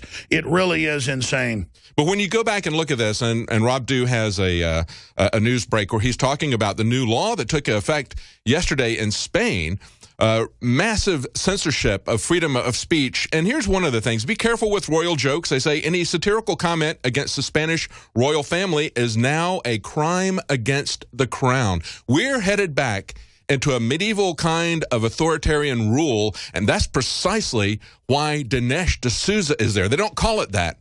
But if you're going to send somebody to do hard time because they didn't fill out some paperwork properly, there wasn't anything criminal, there wasn't anything insane about what he did, unless, of course, like the old joke in the Soviet Union, they put you in insane asylums if you go against the government because, of course, you are insane if you criticize the government. That's the kind of government we have now in the Obama administration. Blatant, in-your-face criminal actions where they go after massive political movements, just like they went after the Tea Party people using the IRS. Nixon was impeached for that when he did it to a few of his political enemies, just a couple of the close-knit people that were in the Democrat Party when they burglarized their office. Now everybody is being burglarized by the NSA. Everybody is being targeted by the IRS, and nothing happens. Evil has basically burrowed out the bottom. The bottom's now fallen out. The sky's the limit. Yeah. I was reading that article on Infowars.com this morning, 10 things that show there's a major police state. I don't have it in front of me, but I think that was the headline. And it's just incredible. You can't even criticize the government or the police. Spanish are famous for having outdoor parties and meeting together in the town squares. That's banned. Well, Alex, you can get a 30,000 you can get 30,000 euro fine if you take pictures of security personnel and put it on a social media page. That's how draconian these laws are. 30,000 euro fine for taking pictures of security personnel. And that's because Spain is going into full financial collapse under the EU dictatorship, yes. And they know that they've got 40% unemployment. I mean, it's just amazing. And then at the same time, you've got David Cameron in the UK saying we need to outlaw encryption.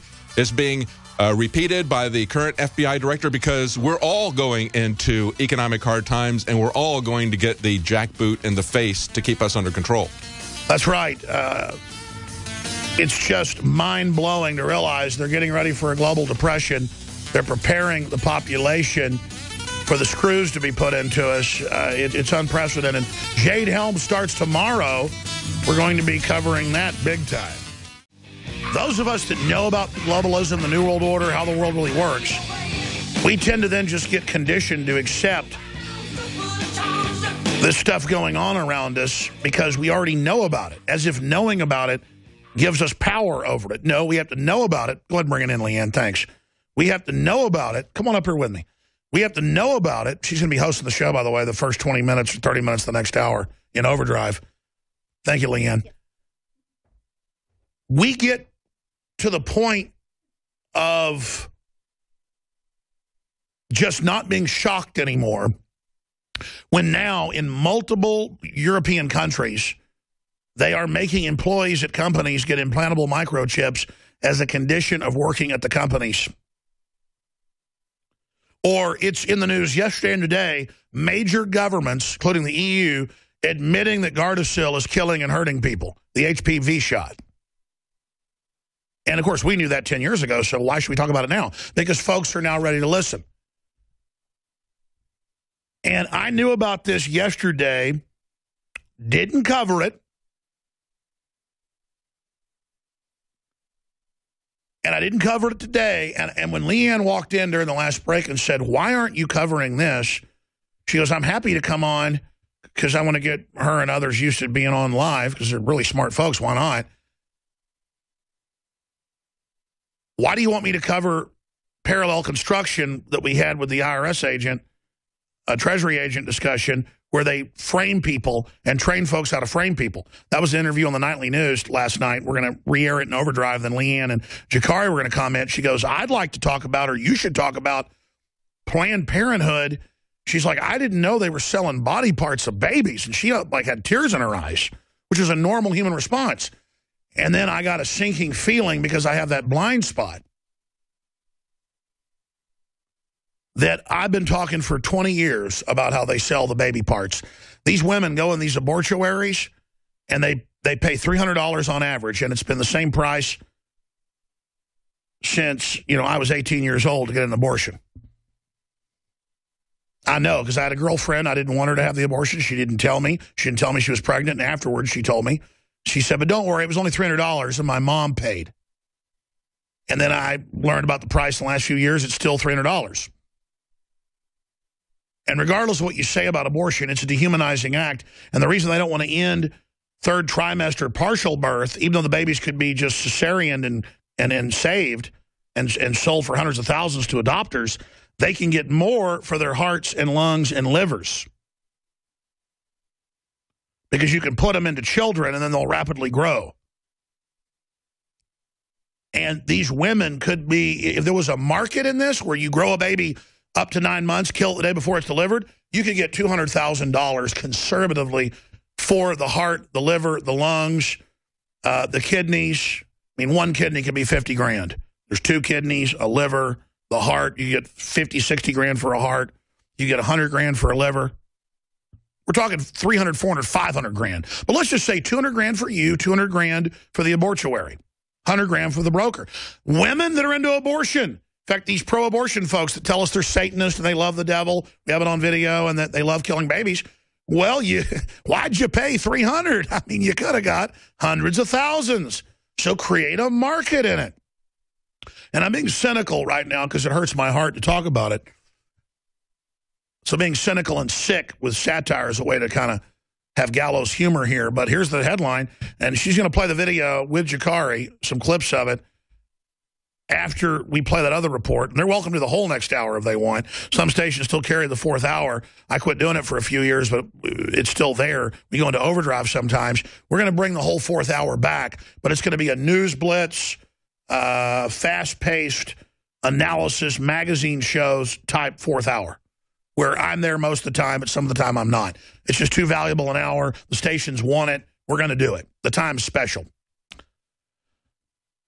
I'm going to Tosh Plumle. It's just that she walked in totally freaked out going, there's video. It's in mainstream news. They admit it. What? They sell the baby parts? with tears in her eyes. That's a normal response. Yes, that's why they like to get them as in one piece. And then the truth is some of these facilities keep them alive on a respirator while they chop them up. Because it takes a while to gut one and to not... See, you don't want to hurt the arteries. You got to cut them just right for the surgeons. All the organs have got to be prepared just right. It has to be done lovingly, delicately. And if you were wearing a black-tipped hat and had green skin, it'd be the most horrifying movie ever. It wouldn't be a funny witch anymore with her flying monkeys going, ha, ha, I'll get you, if she was slicing open the baby. But because it's all cute and funny and a doctor does it, it's nice. But this has been known forever. This has been known forever. And it's just now come out.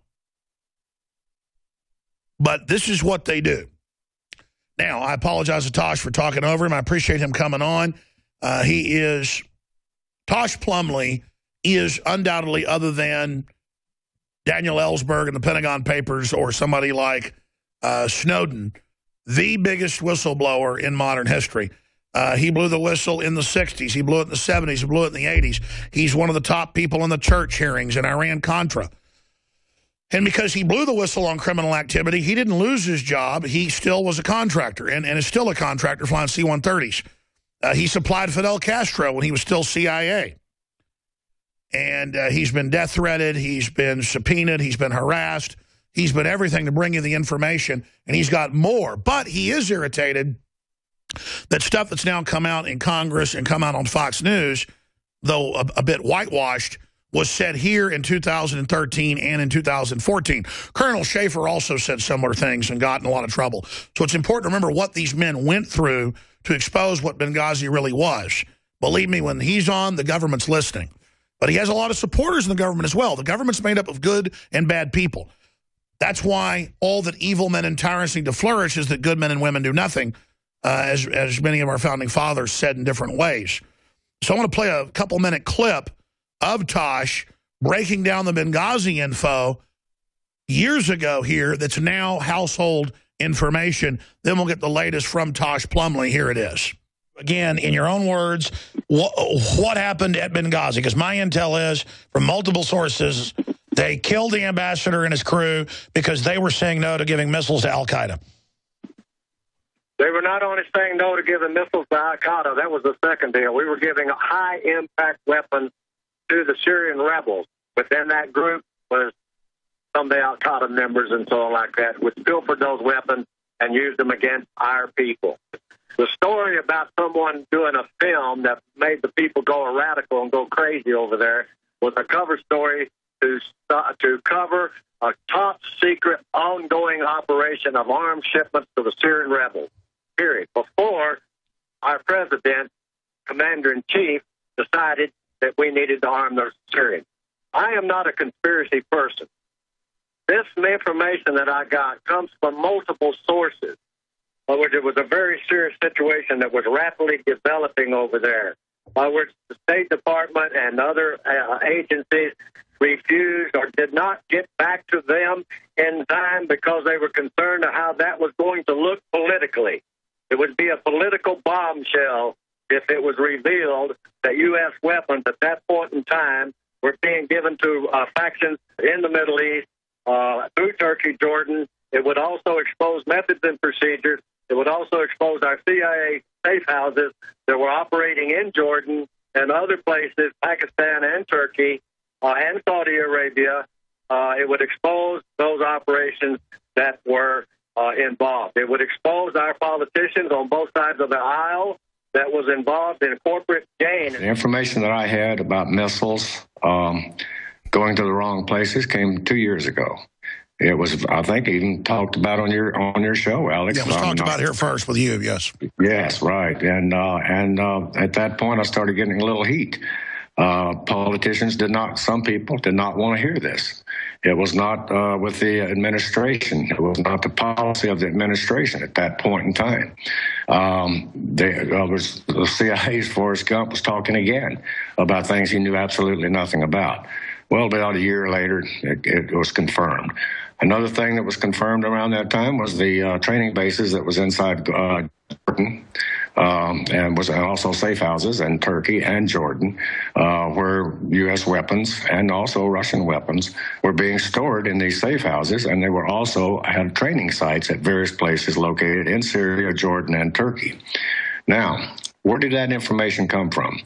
That information didn't come from our intelligence. It came from NATO intelligence and other sources, including the French. All right, that's Tosh Plumle. We're going to skip this network break because this is so important, but no other breaks can be skipped so that he gets more time. That was 2.5 years ago and then a year ago. Now all of this is starting to come out, and Tosh is irritated that Fox News, others ignored what he was saying when it first came out. Now they're covering it. And now we know Hillary was taking money from these foreign governments at this very time to her Clinton Foundation when she headed up the State Department and allowed all this to happen. So unbelievable criminal activity, extremely naked. Tosh, thank you for your courage. Thank you for coming on. I know you've had disinformation campaigns launched against you, a lot of harassment, Justice Department threats since you've been on. We've had a lot of escalation as well for covering this issue. But the good news is the info's out, so go ahead. Don't pause. You've got the floor. Well, okay, Alex, let me clear up a couple of things. I am totally retired now, not indebted to any kind of government agency or something like that. So that was just the last year or so then?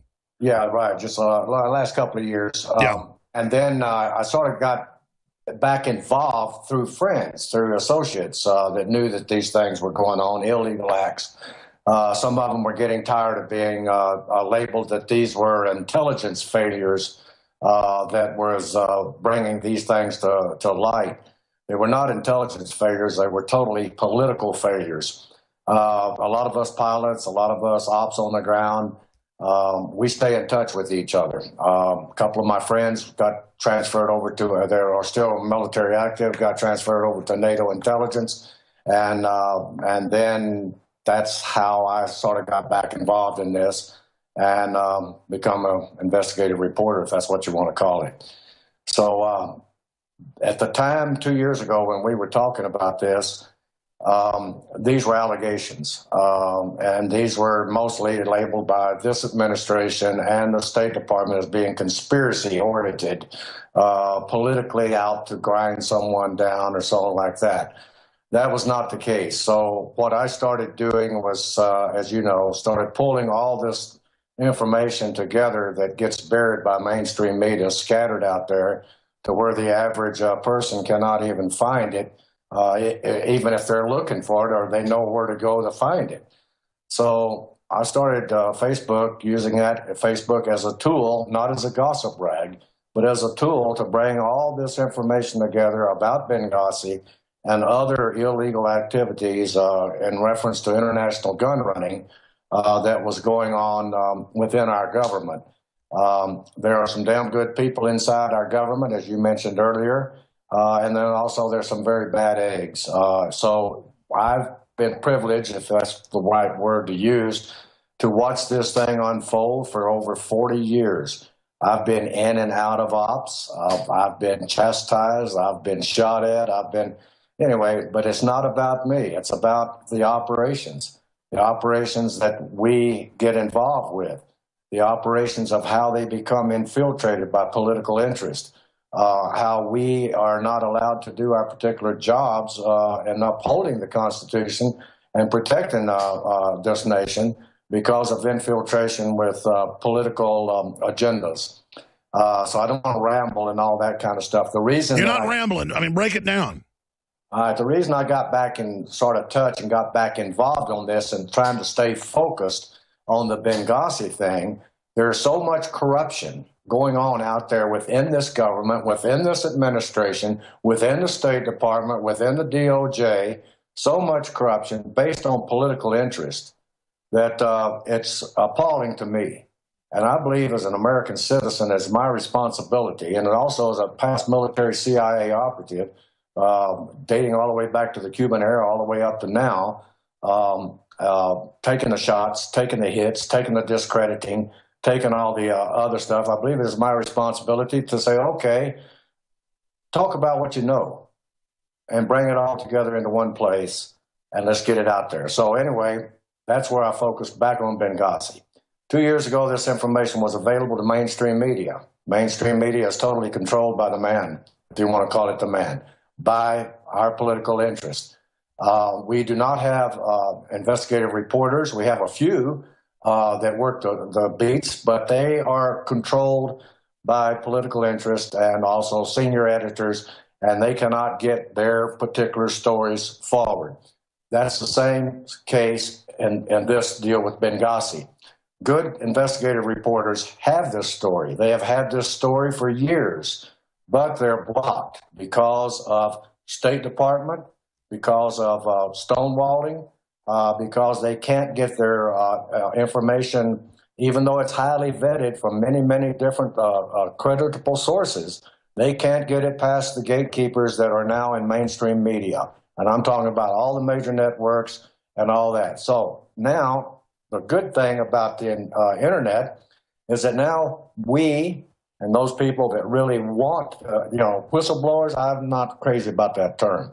Truth people trying to get their stories out. The only place that they can get them out is on programs like yours, Alex, and other programs, Hagman, and I won't name them all, but there's a bunch of them. Coast to Coast. Anyway, and I've been on all of them. But I've been consistent in what I'm saying. In other words, we have a government now that is a we and they. We have an environment in this country that is now a we and they situation. We have been desensitized to where we accept whatever they tell us. They manipulate the news media. They manipulate the reports. And I don't want to get on a soapbox and start ranting off on all this kind of stuff. These are established facts. Anybody can check them out. Now, the reason that I've zeroed in and tried to stay focused on Benghazi is because on your program, you're the first person on the program, you and Coast to Coast were the first persons that actually took this broadcast of where we went out and we said exactly what was going on. We named Stinger missiles missing. We named the annex. We named weapons coming off Gaddafi stockpiles in Libya being transferred into radical groups. We made statements that this administration knew about it. The U.S. State Department knew about it. The CIA knew about it. The military intelligence operatives out of the Pentagon, they knew about it. That does not mean that these people condoned it. They knew about it, but their hands were tied. In some cases, pensions were involved, IRS jumping all over. And so we are the only ones crazy enough to put out the truth, so they used us, you, through these conduits, to tell the truth because they were so disgusted. Well, that's what happened with me in Mexico when a friend of mine, Narco News, covered it. I was contacted by a task force that was working inside Mexico telling me that I would not believe what was going on in Mexico as far as weapon shipments going into the Mexican army and be filtrated into my buddy Joaquin Guzman, El Chapo, Carl Quintero, and all this kind of stuff. In other words, all I witnessed was a dog and pony show that came out of the State Department and the U.S. government. You know, I should have mentioned that. We'll get back into Benghazi, but promise me you'll talk about El Chapo because, as you just said, you know him. I know, I know. Well, I can tell you a lot of funny stories about that. Oh, I know. This is very dangerous information. You haven't told a lot of it. You better just say it all. I don't want them coming after us. But listen, let's just get into all this now. Let's go ahead and get into the... You were upset about the fact that they're now covering some of Benghazi, but not all of it. Get into it. Well, okay. The Benghazi thing came to me from a NATO source that had worked the Mexico beat back in 2009, 2008, 2009, and 2010, the House of Death and the old Fast and Furious program. They also got shoved under the rug. So those sources eventually went to drone school up in Nevada and then got transferred over to a NATO outfit over in Europe. As a result of that, some of the C-130 pilots that I didn't fly these runs, I'd flown earlier runs for the government. But in this particular case, I was more of an investigative reporter, or at least that's what I was passing myself off as. And they were, in turn, passing this information back to me. They were flabbergasted about how openly this information was going, about refueling. C-130s packed with arms and ammunition going to the Middle East. And as you said, it was the State Department with its export power that was giving the cover and the authorization for things that were clearly illegal. And now we know Hillary was being paid by foreign governments directly for it. This is pure espionage. Well, exactly, and you covered it on your program, Alex, where I looked straight in the camera like I'm looking right now and told you this, you know, and so okay, then it comes out I'm going to get subpoenaed, and so I said one statement to him back then, and I think it was Grassley or Gowdy, I can't remember. I mean, to me they're all the same, but and I don't mean that negative or derogatory. Well, Senator Grassley, about whoever, you know, whatever they are. Anyway, so I was contacted, had this information, put it out there, that the biggest thing was Ambassador Stevens found out about the missing Stinger missiles. You have a clip there about McCain saying that all the pigs fly and all that. Tell you what, stay there. We got to go to break.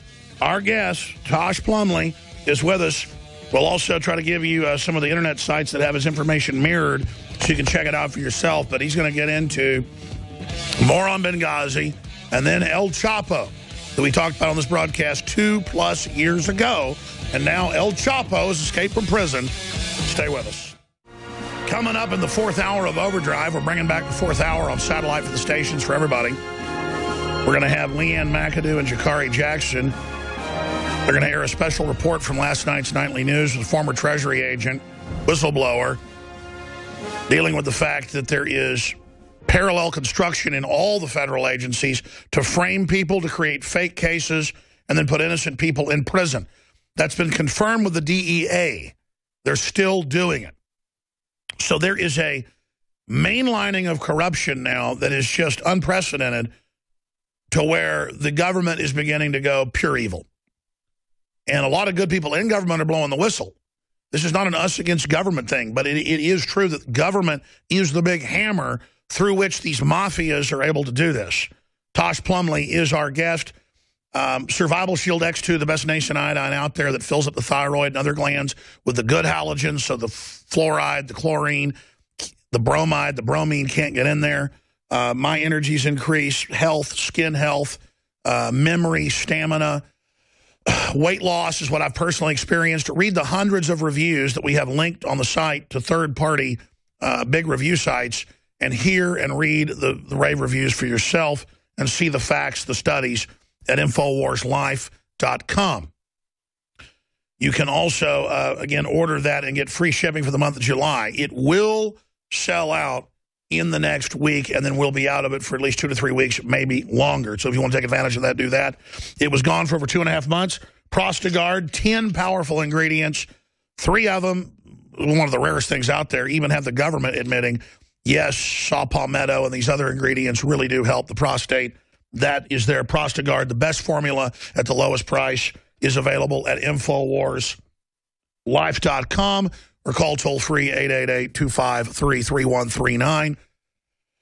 We also have 25% off all the Molon Labe Made in America belt buckles, 10% off all the Second Amendment and pro-liberty and anti-globalist, anti-communist shirts. Great way to meet like-minded people and promote the truth. Got a lot of simple Infowars.com shirts, high-quality, very inexpensive shortwave portable radios, solar-powered, non-GMO seeds for your garden and your fall garden coming up, and free shipping in the month of July. InfoWarsStore.com, InfoWarsLife.com. Now, going back to Tosh Plumle. Tosh Plumle, again, run through Benghazi, why you've been a little bit upset about they're finally admitting a lot of it and then nothing's being done. And then let's get into El Chapo, the Mexican drug war, how all this ties together, and where you think this country's going. And do you still have your Facebook up where you've been updating? I know it's been censored some and attacked some, so people can go read your questions for the government and other salient points. Yes, Alex, I do. And thank you, by the way. Yes, I do have Robert Tosh Plumle Facebook page. I've been pulling all this stuff together. vetting it the best I can, and also other people that's in military have been vetting some of the information to confirm it. Just before we went on break, I was talking about the statement that Senator McCain had made in reference to Stinger missiles.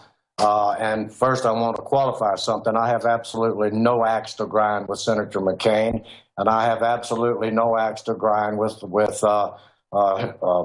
Hillary Clinton. I do have an axe to grind when they sit and try to take shots at sitting military people, generals, colonels that know this information, and that's the reason that they have come out and contacted me. They can't come out, and some of them have, by the way, but they've lost their jobs. They've had IRS attack them. They've gone through the gamut. They've paid some dues and so like that. But anyway, I'm back to what the statement was about the Stinger missiles. I was privy to information about Stinger missiles being rerouted into ICE's hands through the direct commercial sales program that was monitored out of the U.S. State Department, also known as the Blue Lantern Report. Bill Conroy of Narco News had wrote an extensive article about the direct commercial sales program and how it works. I pulled all this information out together, put it in one place, put it out on Facebook page for any young cub reporters so that they could go out and investigate and vet the information for themselves. What we run into was the fact that there was 400 Stinger missiles missing that were shipped in C-130s through the direct commercial sales program to the Middle East. They were stored in places like Qatar, Jordan, and Turkey, and also some of them in Pakistan, and also some of them in other bunkers in Libya. Those places, they said, was overrun, but that's not true. Those weapons were also being assimilated to radical groups out of the Syrian deal. I devised 11 questions, asking questions about that. So anyway, get back to the Pigs Fly article.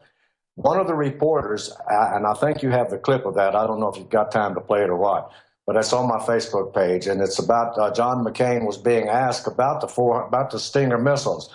The reporter said 1,500. He made a mistake there. There was 1,500 weapons, and out of the 1,500 weapons that came from the direct commercial sales program monitored by the Blue Lantern Report, overseen by the U.S. State Department, there was 400 Stinger missiles in there.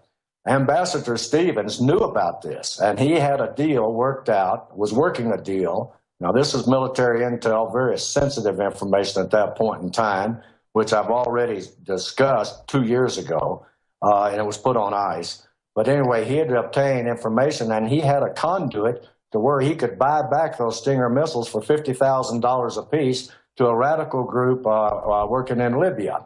I went all over through this all 2 years ago and ended up having the Department of Justice threatening me with a subpoena, and all they wanted was me to tell them where and how I received that information. They were not interested in investigating that information. So I went one step further, and I said, okay, I talked about Benghazi. I talked about the ambassador approaching the U.S. State Department to buy back some of those weapons, especially the Stingers. Shortly after that, we got a helicopter shot down. They didn't admit it, but it was with a Stinger missile. We also, McCain made a statement. Oh, yeah, where are you getting this information? Oh, it's erroneous information. I know these people. They're good people. You know. And now he says it's a conspiracy theory. He never met with members of ISIS, but he's on video giving an award with Lindsey Graham to the current head of ISIS. He's simply controlled like a lot of the other people. He sold his soul to the damn devil, and that's as simple as that. I have nothing against McCain, but for him to sit there and make a statement when pigs fly, and then 2 weeks later, those missiles were marching on Baghdad, and they were photographed in the back of a brand new pickup truck with an American-made .50 caliber machine gun pointing skyward at a helicopter. Now, that's a fact. Now, McCain says, oh, yeah, Plumle says when pigs fly and the sun rises in the west, and he knows these people, and they're good people. All I know is that our American forces someday will be facing those Stinger missiles and helicopters, and it's already happened. Now, I don't want to get all excited. We just lost. Goes against what this administration wants done. They label it as conspiracy. I am not a conspiracy freak, as they like to say. I am stating a fact. These facts that I'm telling to right on this camera right now came from the Pentagon, the U.S. Pentagon, through military sources that were active in that region. They reached out to me because they knew I would have the stuff under my armpit to go on camera and say, hey, this is what they told me. This is what you can vet. This is where you can go to vet it. And this is who you can talk to. All right, so I did that. I went into a warehouse in Mexico. I saw where the Mexican army was getting U.S. weapons, and they were passing those weapons to the Sinaloa. All right, that happened. That's a fact. Well, it's now come out that the CIA was involved with Sinaloa and El Chapo. And let's talk about Chapo now. All right, well, okay, we got the missile situation straightened out. Anyway, Ambassador Stevens, 2 weeks later, he was dead, along with his crew. All right, now let's talk about... And that was done why from your sources? Say again? Because he was getting ready to blow the whistle on the fact that these weapons, 1,500 of them, was coming from C-130s. Sure. Authorized by the Direct Commercial Sales Program, which is monitored by the State Department, or supposed to be monitored by the State Department, circumnavigated Congress, and sent those weapons to Libya. And sure, and then Hillary pulled a Vince Foster on him and everybody else. Now, let's expand before we get into El Chapo and the other stuff you're on record to Congress with and the rest of it with Robert Tosh Plumle. His Facebook is Robert Tosh Plumle. So that's the proper Facebook for him. You can log in there and read it all. But Robert, I would recommend you make it public because you've got it where people got to be a member or logged in to get it. I would make it an open website to whoever administers that. You will get a tax and stuff on there, but who cares? I would just go ahead and open it up for everybody. But we've also mirrored the intel. I thought my website, my Facebook page was open up to everybody. I thought, but it used to be. It's on login now, but we'll check it. It's no big deal. We'll also mirror the latest info at Infowars.com. But expanding on that, you were there in the late 50s. I mean, you're a famous guy for folks that are informed. For people that don't, people don't know who Chuck Yeager is an example I've used. They don't know who anybody important was or is because Chuck Yeager's alive. But I mean, you're a famous guy in clandestine operations. You're in, as I said, dozens, more like hundreds of books. You were there flying arms into Fidel Castro. That's been declassified when he was a CIA operative. You have just been involved in all of it. You've blown the whistle major times, 3 times. It's amazing. Just retired a few years ago. That said, government, from my view, really has gotten more reckless and more out of control. I know I'm not lionizing government of the past, but the recklessness to give thousands of high-impact weapons, thousands of missiles, 400, 500 Stingers, other heat-seeking missiles, and I got this from Colonel Schaefer, by the way, pretty soon as well. I ran all this by him from you, and he said, yeah, that's what we're getting. And then he got called in and chewed out. That all the rebels, 99%, are al-Qaeda. ISIS is just their new name. Our government's funding them to destabilize the whole Middle East. I can't think of a time where our government funded radical, hardcore jihadis to overthrow our allies in Egypt, to butcher every Christian they can find, to blow up churches in Syria, to attack our own troops in Iraq. I mean, this is really a policy shift to do it so naked. I mean, they've done some bad stuff before, but this is America really being the bad guy. So I want to ask you, why did Hillary and McCain and Obama and the people above them think they could get away with this? I mean, I guess they are, but it makes it even crazier, Tosh, that it's come out now and it's even admitted, and so is Fast and Furious and other things, and nobody gets in trouble. What does that say, Tosh? Well, all right, here's the problem. We, American citizens, have been desensitized to the point to where we don't expect any more coming out from our government because we've been desensitized to the point to where we simply say among ourselves, there's nothing we can do about it. So we are split. Diversions are run rampart. Every time something gets ready to pop open that's going to be earth-shattering, an illegal operation that they're involved with, something else comes up. They call them false flags, whatever they want to call them, conspiracies and all that. So then the emphasis goes off into that. It's all in what someone does with their pee-pee or whatever. There's something else comes up that takes the focus especially from a young generation, away from the actual illegal acts that this administration is doing.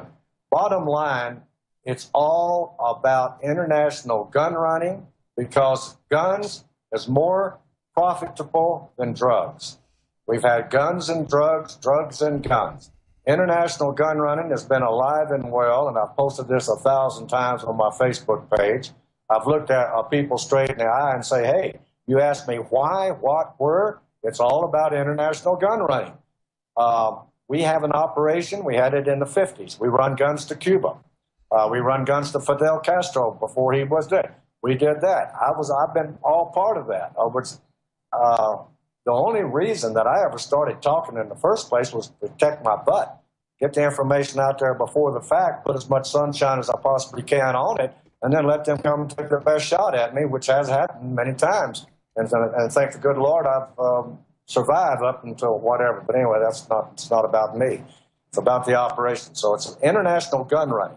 Now, the Stinger missiles, the death of Benghazi, the death of Brian Terry, the Border Patrol guy, all this Fast and Furious, all this stuff gets pushed to the back pages by mainstream media.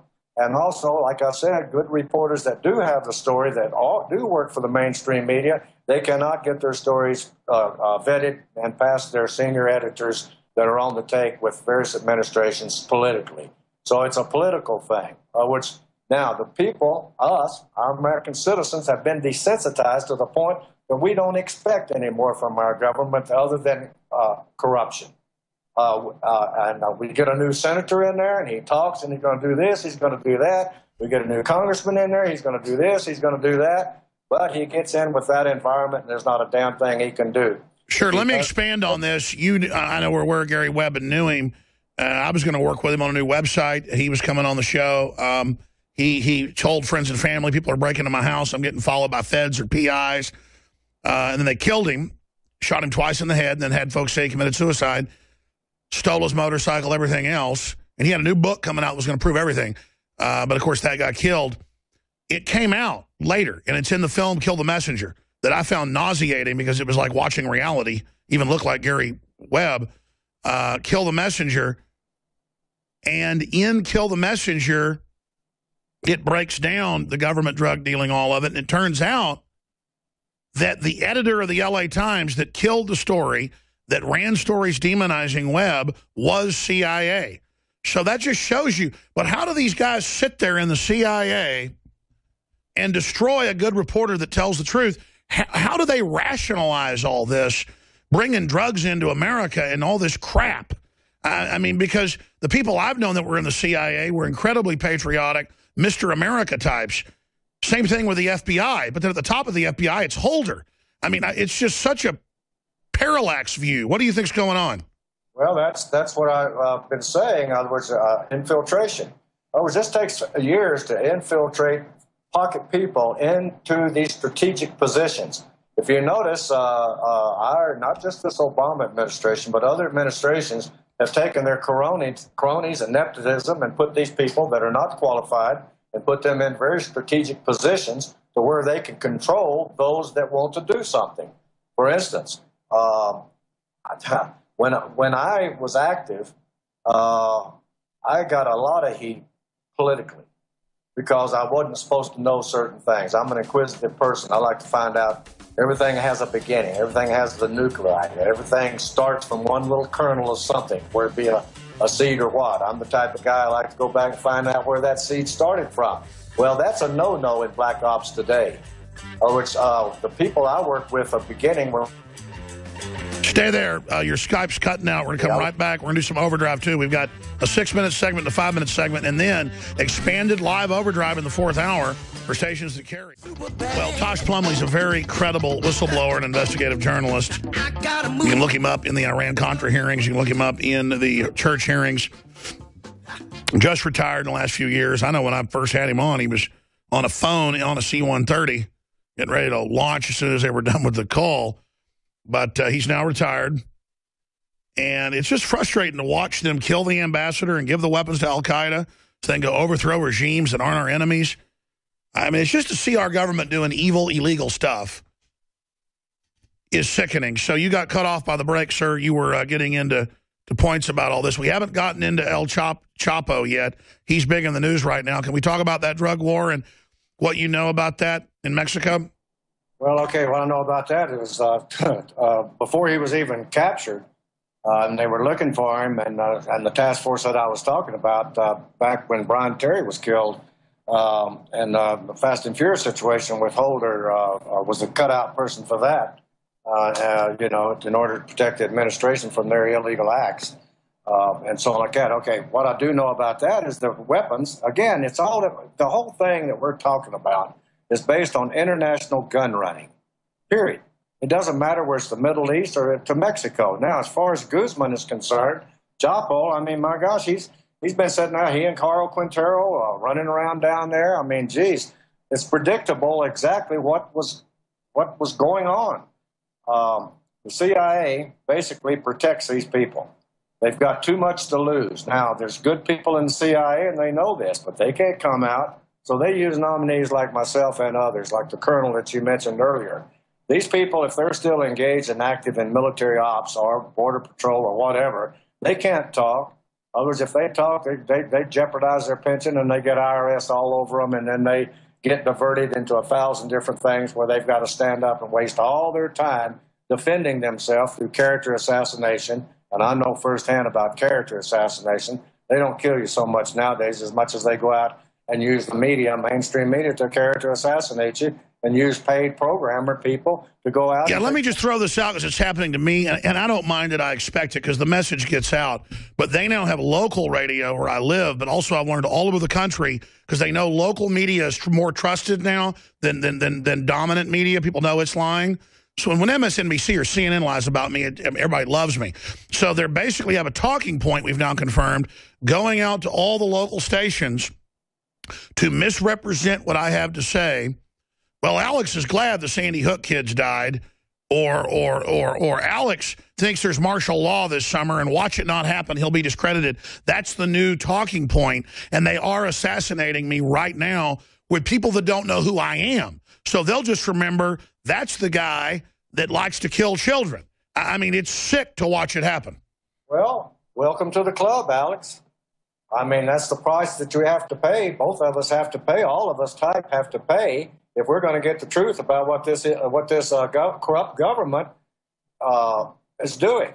All this, look, we are witnessing a dog and pony show launched, programmed, and produced out of Washington, D.C., the ivory towers of those sacred halls there, you know, and they honestly think, they're so arrogant, that they honestly think that they have the American people desensitized to such a degree that there's not a damn thing we can do about it.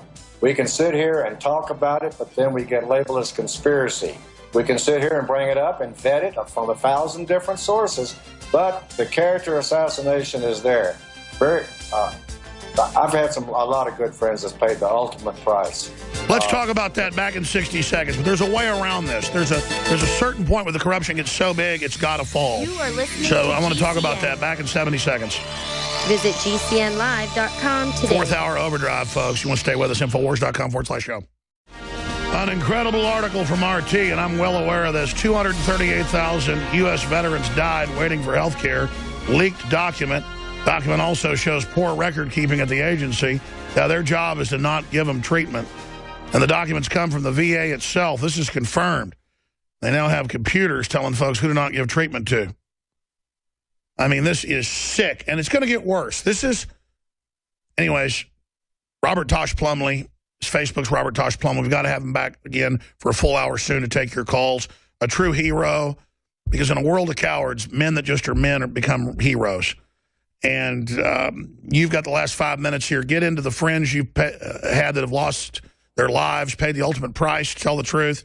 And then I wanted to just mention that there comes a point in the graph where corruption gets so bad that it ends up falling in on itself because things just stop working and just start crumbling. And I think we're going to that point, so don't get too pessimistic. The arrogance of tyrants always begets their fall. Go ahead. Well, I agree with you. The sleeping giant is waking up. I find that out in my travels. Now, you know, we're getting a little scattered out there. You asked me about Carl. Okay, CIA had memos, good CIA people had memos that this was predictable as much as, hell, even before he got arrested. This has been a planned program. Here's the main reason. There's 2 drug lords out there that they say we are requesting extradition on them. We have talked about it, but we have not filed formal papers to Mexico. The reason that we have not filed formal papers to Mexico for these 2 drug lords' extradition is because if they come back and talk to a federal judge, they would tell where campaign contributions went to this country and where and how they bought military weapons from the direct commercial sales program and how they had inside information even before our intelligence operatives got it. So what I'm basically saying here, and I'm going to try to sum it up fast because I know we're short on time. By the way, Tosh, that was a year after we broke it, even in the Chicago Tribune and the El Paso Times, that the number 2 of the Sinaloa gang was extradited to Chicago. He went and told the judge, I'm national security agent, gave his code. He was actually an agent of the CIA, and they released him. I mean, that was in the news. Look, they covered that one up. That's a lower level than what I'm talking about. I'm talking about, and I'll specifically look straight in the camera and say it. In other words, whatever. Carl Quintero, I know the guy. Chapo. Cannot afford to make formal requests. All we can do is... Sir, your Skype broke up when you started talking about El Chapo. Did you say you know El Chapo? I know all those guys in one form or another, put it that way. And they know me in one form or another. And we have a standoff since agreement. We don't get in each other's ballpark. And I'm not getting in their ballpark, and they're not getting in mine. We're playing a tit for tat out here. Now, what I was getting ready to say, maybe I'm out of school again. I stepped over the line again. But here's the point. Those men cannot be brought to this country, and I'll sum it up just as tight as I can, because if we put them in front of a federal judge, it will be put on the record that they have made campaign contributions into political parties in this country, and they have bought weapons through the open direct commercial sales and financed their cartel with U.S.-made weapons. That was almost broke in the not the Iron Council, but in Fast and Furious. And Zambada, also in Chicago, tried to talk to a federal judge, and they put a gag order around me, and mainstream media did not cover it. Now, that's how it's played. These guys, it was predictable. And I'm not trying to rant and get up on a soapbox here. I'm just trying to tell you a straight fact, eyeball to eyeball to you, Alex, on this program. This was predictable. It was known about. The CIA had information that this was an ongoing operation, and they have let those guys out because they cannot afford to file formal papers to Mexico. The mainstream media reports this. They say Mexico does not cooperate with us. We have not made a formal request for either one of those guys. Incredible. It's a CIA drug running, gun running operation. Tosh Plumle, incredible info. We'll talk to you again very, very soon. Thank you so much. And welcome back to the special overdrive hour here. I'm Leanne McAdoo, helming this ship. Coming up later in the show, Jakari Jackson will be joining me to talk about a shock video. A top Planned Parenthood director admits on film to selling hearts, livers, and skulls of dead babies. It's absolutely repugnant. That's coming up later in the show. But first, we wanted to get to this interview that we did on the InfoWars Nightly News. We thought this was very important to show you because this affects every American that is out there. Basically, you have federal agencies that are circumventing the laws. They are illegally obtaining information, using it to frame people, prop up these fake cases. And there's also evidence that they are trained to lie under oath about where they're getting this information in order to protect their sources. And of course, these are, information that they're getting from fusion centers and things like that. And also really important to introduce a new term called parallel construction. And parallel construction is basically the term where federal law enforcement agencies are teaching their agents to fabricate evidence and commit perjury if that's necessary, in order to protect and conceal the illegal sources of their investigations.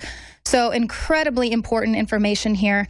I was speaking with former IRS Special Agent Joe Bannister and attorney Robert Bernhoft, and attorney Bernhoft is the one that is spearheading this jaw-dropping case against the IRS and Department of Justice, a huge misconduct lawsuit. So here's that report.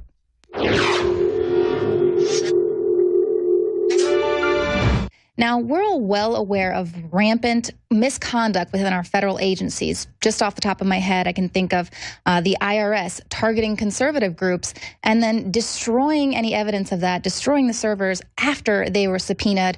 We've got the Department of Justice being complicit in shipping guns across the border, Operation Fast and Furious. Former Attorney General Eric Holder was held in contempt of Congress, and, you know, nothing ever happened to him. Now he's at a cushy job at a law firm. So these are just a few of the examples of how our federal agencies are really dealing with their own set of rules. Now, joining me in studio, former IRS Special Agent Joe Bannister and attorney Robert Bernhoft. Now, gentlemen, you really have kind of discovered evidence of kind of some secret police activities here. Legitimately, we are dealing with agencies operating under their own set of rules. Yeah, that's right, Leanne. It is a sort of American secret police using illegally obtained secret evidence against American citizens and then lying and concealing the fact that they've done it. What's happening, and we have a case in Atlanta, Georgia, where we filed a federal civil rights complaint alleging that it's the first such case of its kind in the country in federal court. And Joe's helping assist with his experience as a former special agent, decoding some of the reports and putting his fine eye on it. But here's what's happening. It's taken a turn for the worse. In addition to the things you've described, federal law enforcement agents are now able to tap into a super double secret database of illegally obtained materials, foreign intel, illegally obtained wiretaps, unconstitutionally obtained statements from confidential informants, and this whole Pandora's box of illegal material. They're able to tap into it and then use it to start investigations against American citizens. It gets worse from there. They're then officially trained, and we've brought with us to the studio today an actual page from the Internal Revenue Manual where IRS special agents are actually trained on how to fabricate what they call parallelly construct an alternative origin of the investigation and source so that they can conceal the fact that they've tapped into the illegal Pandora's box. And then finally, they're authorized and trained to commit perjury, to file false affidavits, and even to lie to federal judges and juries if called upon to keep the whole program a secret. Wow. So all things that if you or I were to conduct ourselves this way, we'd be serving years, lifetime in prison. And they're basically being trained in how to operate under this different sort of jurisdiction here. So tell me a little bit, what is this parallel construction? Yes, the parallel construction aspect, it's an actual official program, and it's present in all of the federal law enforcement agencies. Reuters was able to find a document from 2004, which demonstrates that IRS special agents particularly were trained in parallel construction. And what it means is if I'm a special agent like Joe used to be, rather than just do the hard investigative work to detect criminal activity, I can tap into what's called the OSIDEFT Fusion Center at an undisclosed location on the East Coast. And they will feed me data that they think is relevant, let's say, to my Atlanta area of jurisdiction. This is all illegally and unconstitutionally obtained information. I start an investigation. Now I'm trained that I can never reveal where I got that information from. So I have to fabricate an alternative scenario. For example, Reuters used an example. Let's say that there's a tip that there's a semi-truck driving through Texas, and there's a foreign wiretap obtained illegally that suggests there's drugs on that semi-truck. Well, the state troopers will stop that truck, but afterwards they have to lie about the fact that they got that illegal tip. And so they'll create an alternative reality, such as, there was a broken taillight, or, we saw the driver swerve across the white line or the median line. And so these special agents are being trained to lie and deceive and conceal. I've been doing this for a long time. I've done a number of misconduct cases. I've never seen anything quite like this. It's shocking. Right. And a lot of people might say, well, who cares? You know, they're catching terrorists. They're catching these criminals that are shipping drugs across the border, things like that. But we're actually hearing now they're using this in these civil asset forfeiture cases. So just your average American could be targeted with this, and they don't even know how or why they were tipped off or why they got pulled over.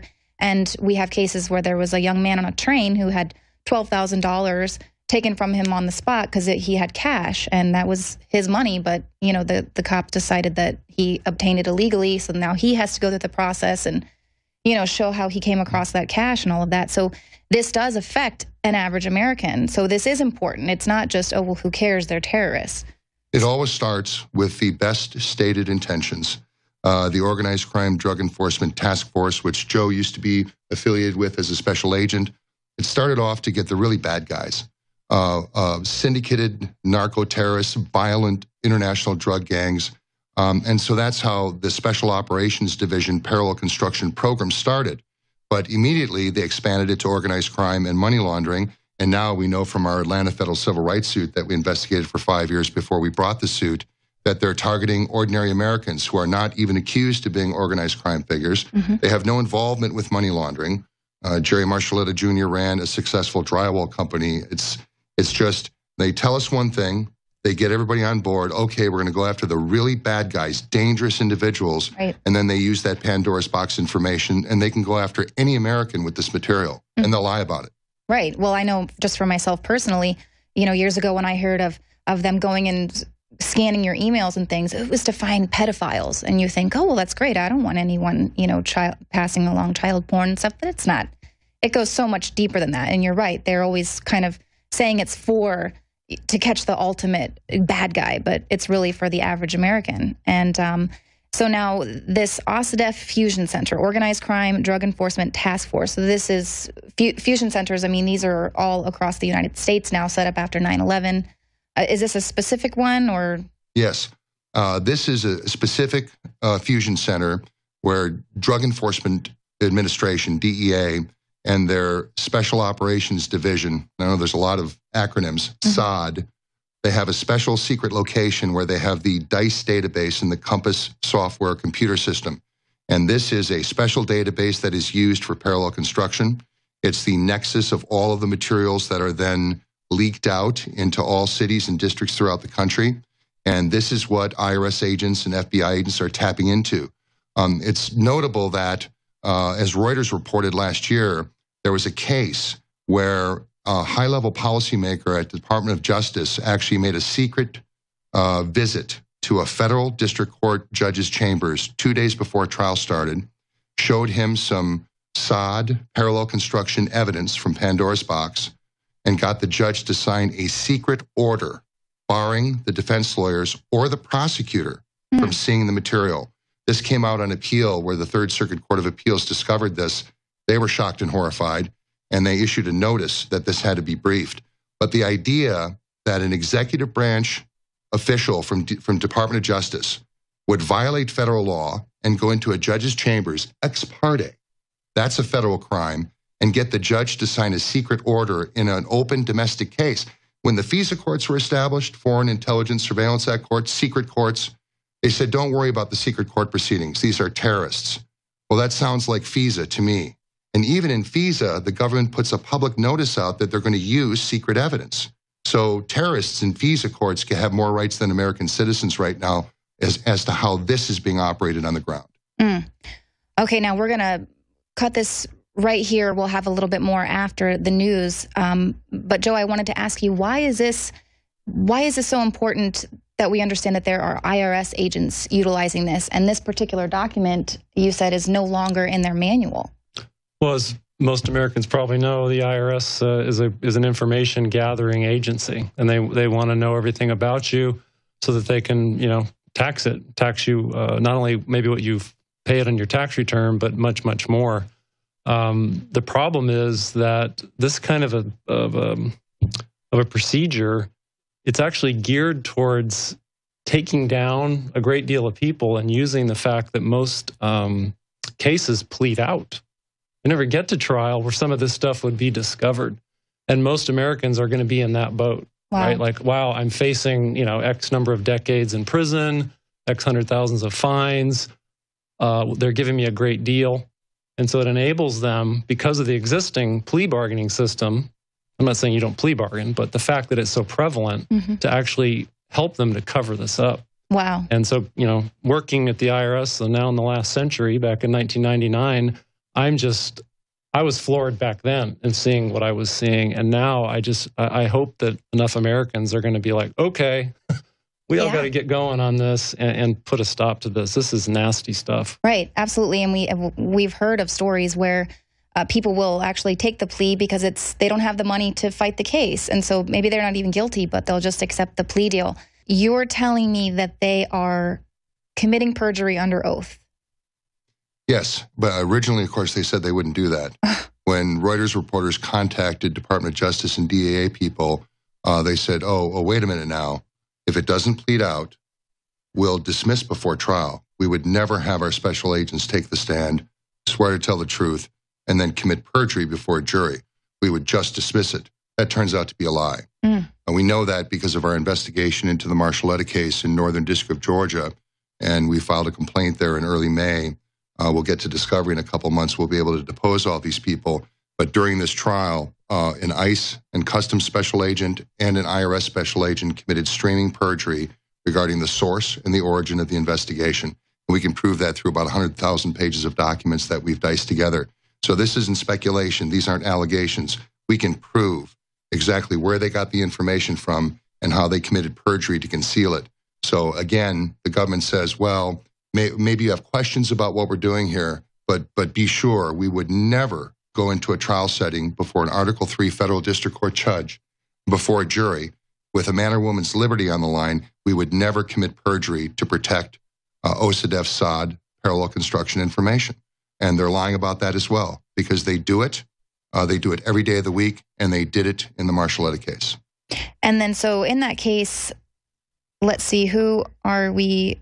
There are many agencies, ICE, IRS, FBI agents, prosecutors, and a sitting federal judge. Yes, one of the former prosecutors, Justin Anand, was then made a United States magistrate judge. It turns out that all the people that conspired to try and destroy Jerry Marshalletta, his father, his family, and the company he built over 20, 30 years, they were all promoted. It's just perverse. Wow. ICE Special Agent Sellers got a cherry job in D.C. in international operations. IRS Special Agent in charge, Andre Martin, he was promoted. He is in District of Columbia with a nice, excellent job up there. Former prosecutor Anand was made a U.S. magistrate judge. Everybody did well by conspiring to violate the Marshalletta's rights. And they all did well for keeping the secret. And that's what it was about. They lied, they fabricated evidence, they committed perjury to keep secret the origin of the false information against Jerry. And can you explain to me a little bit about the Marshalletta case, just so we can see how anyone could see themselves in this situation? Yes. Jerry owns a drywall company, and he was secretly investigated for about 5 years. In 7 years after the investigation started, he was indicted on tax charges. They were trumped up. There were no tax violations. I'm a criminal tax lawyer. I know a criminal tax case. And so it started in 1999. It didn't end until 2012. We came in after the trial, got all the convictions reversed on appeal, and then the government decided to retry the whole case. So we filed another motion alleging outrageous government misconduct. The judge finally dismissed the case in September 12th of 2012, just about a couple of years ago. And I've talked to Jerry over the years, and he's a rational, reasonable person. But he told me, people need to know what they did to me and my family so it doesn't happen to other people. File the suit. And so that's what brings us here today. Wow. And Joe, is this something that you've come across before, people being kind of taken to the cleaners in this and just getting it drawn out year after year so that finally they'll just, they won't have the money or the wherewithal to be able to continue on? Unfortunately, they were called stats, short for statistics in the government. And the better your stats, the better budget you would get, the next year, the more promotions. It's really all based on stats. And so if you have tools like this, as illegal as they might be, and they raise your stats, you're looking pretty and you're getting more promotions and transfers and you're just looking really good to the government bureaucracy. So I did see that, and it's continuing. It's just that now they're getting even more brazen. Before it might, well, we'll do some mostly legal stuff, or we'll do things according to Hoyle. But now they're taking bedrock principles like telling the truth on the witness stand. And you know what? It used to be bedrock, but we don't really need that anymore, because look at the stats we can get, and look how many people we get to plead out, and no one will ever know. It's a great system, and that's what I believe the thought process is there. And they lose touch with the real world, where those of us who get under investigation, as I've been, and Bob helped me, actually had the resources to be acquitted as I deserved. But most Americans don't have those resources, and it is just unconscionable. But all those Americans, before they get fingered with this stuff, we need to all join together and clean house. Right. And most people might not even be aware that these type of programs exist, to be able to have their attorney say, how did you come across this, evidence? How did you build your case and all of that? So kind of like that don't ask, don't tell. If they don't ask, well, then they're not technically lying about it or withholding any information. Well, so what specifically can people do right now? I mean, this is huge. And so you're saying this is probably the first case of its kind that's going to really expose this activity. Where do we go from here? This case, to our knowledge, is the first case in the country that alleges this type of perjury, fabrication of evidence, all pursuant to the parallel construction issue. We suspect there are hundreds, if not thousands, of others. But as you say, Leanne, if the defendants and the defense lawyers don't even know that this exists or could exist, they don't even know what questions to ask. And defense lawyers are telling me, well, now that we know about parallel construction, we kind of know what questions to ask, but we have no idea in our case if it was used. So we sent a letter to the prosecution saying, gosh, guys, did you violate the Constitution and laws of the United States and use the Pandora's box, OSADEF Fusion Center materials against my client? And you could imagine the prosecutor sends a letter back and says, gosh, no. Yeah. Well, where do you go from there? What process do they have to compel on oath representations and statements about that? And even if you compel it on oath, as evidenced by the Marshalletta trial in 2007, if you could call it a trial, they lie on oath. Right. So this is deeply troubling. What I would ask people to do is just to stay abreast of the developments in this area. Go back and read the Reuters articles from 2014 and from August 5 to about August 29th. They're relatively short. They're concise. They also have published the Internal Revenue Manual section that trains the IRS agents to do it. And keep track of the Marshalletta case. The Marshallettas could use some support in this. They've been fighting this fight for 15 years. And just people dropping them a line and saying we support your efforts would be helpful. Absolutely. You agree with that? Any closing words for the average American out there? Well, the info warriors know what they're doing when it comes to spreading the word about things. And so you can, we've used a lot of acronyms, and this is all new. I've heard Alex talk about this a number of times, David Knight, many of the people here. So the concept is not new. Maybe some of the details are. But these people were wronged, the Marchallettas, and they are. There's a lot more that have been wronged that don't have the resources. So if you have a friend or a relative who's an attorney, mention the word parallel construction and have them watch this news show and start to spread the word. And I think the word will spread fast, especially in D.C. Yes. Well, a lot of people didn't even know civil asset forfeiture existed in that program, or even Edward Snowden and everything that he revealed. So that was just a couple of years ago. We had no access to that information, and we have been conspiracy theorists for years. And now it's, here we have proof, we have evidence. And so hopefully this can be the beginning of dismantling all of that misconduct that's rampant right now in our federal government. We're hopeful and we're grateful for the opportunity to talk about it tonight. Yeah, thank you. We remarked about how you get more pieces to the puzzle. Like, now I see how this fits here. And so we just, Bob's doing an amazing job in putting a lot more puzzle pieces into the puzzle. Right. And that's really what it's all about, is just shining the light. And even if it's just little pieces, now we have a new piece of the puzzle. So thank you guys so much. We appreciate it. And there you go, folks. Our federal agencies are dealing with an entirely different set of rules than the rest of us. That's the real us versus them. But they want us fighting amongst ourselves about flags. We're on the march. And welcome back to the second half of the Overdrive Hour. You're watching the Alex Jones Show, and I'm Leanne McAdoo hosting. Joining me now is Jakari Jackson. Jakari, I wanted to get you in here because we have some breaking news. A really disgusting video is making the rounds now on the internet. If you want to check out the article, it's up on Infowars.com. Adon Salazar has wrote it. It's called Caught on Tape. Planned Parenthood doctor admits to selling aborted baby body parts. It's quite the headline, but it's also quite true. Adon told me about this article a little bit earlier in the day when he was, compiling all of his statements here.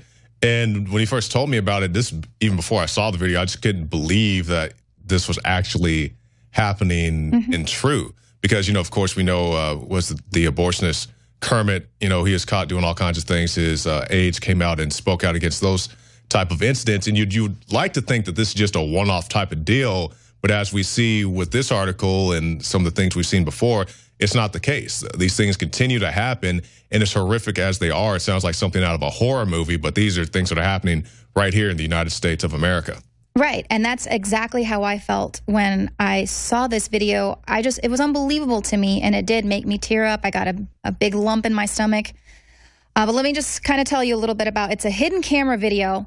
It's coming out of Los Angeles, and it features the senior director of medical services there at Planned Parenthood. So this is not just some rogue Planned Parenthood worker. This is like a top-down directive here. It's Dr. Deborah Nucatola. Might not be saying that right. But anyway, so she is caught on camera discussing the practice of selling these body parts of aborted babies. This is in blatant violation of federal law. And this is part one of a 3-part documentary series that's coming from the Center for Medical Progress. So they've got this undercover footage, and here you'll be able to view that video if you go to Infowars.com. Adon has the video embedded in his article, so you can watch that in full there. It's got subtitles as well. But the senior director is explaining to a male and female couple over lunch how the procedure goes down and which human organs are most popular. And when you watch this video, they explain it so calmly.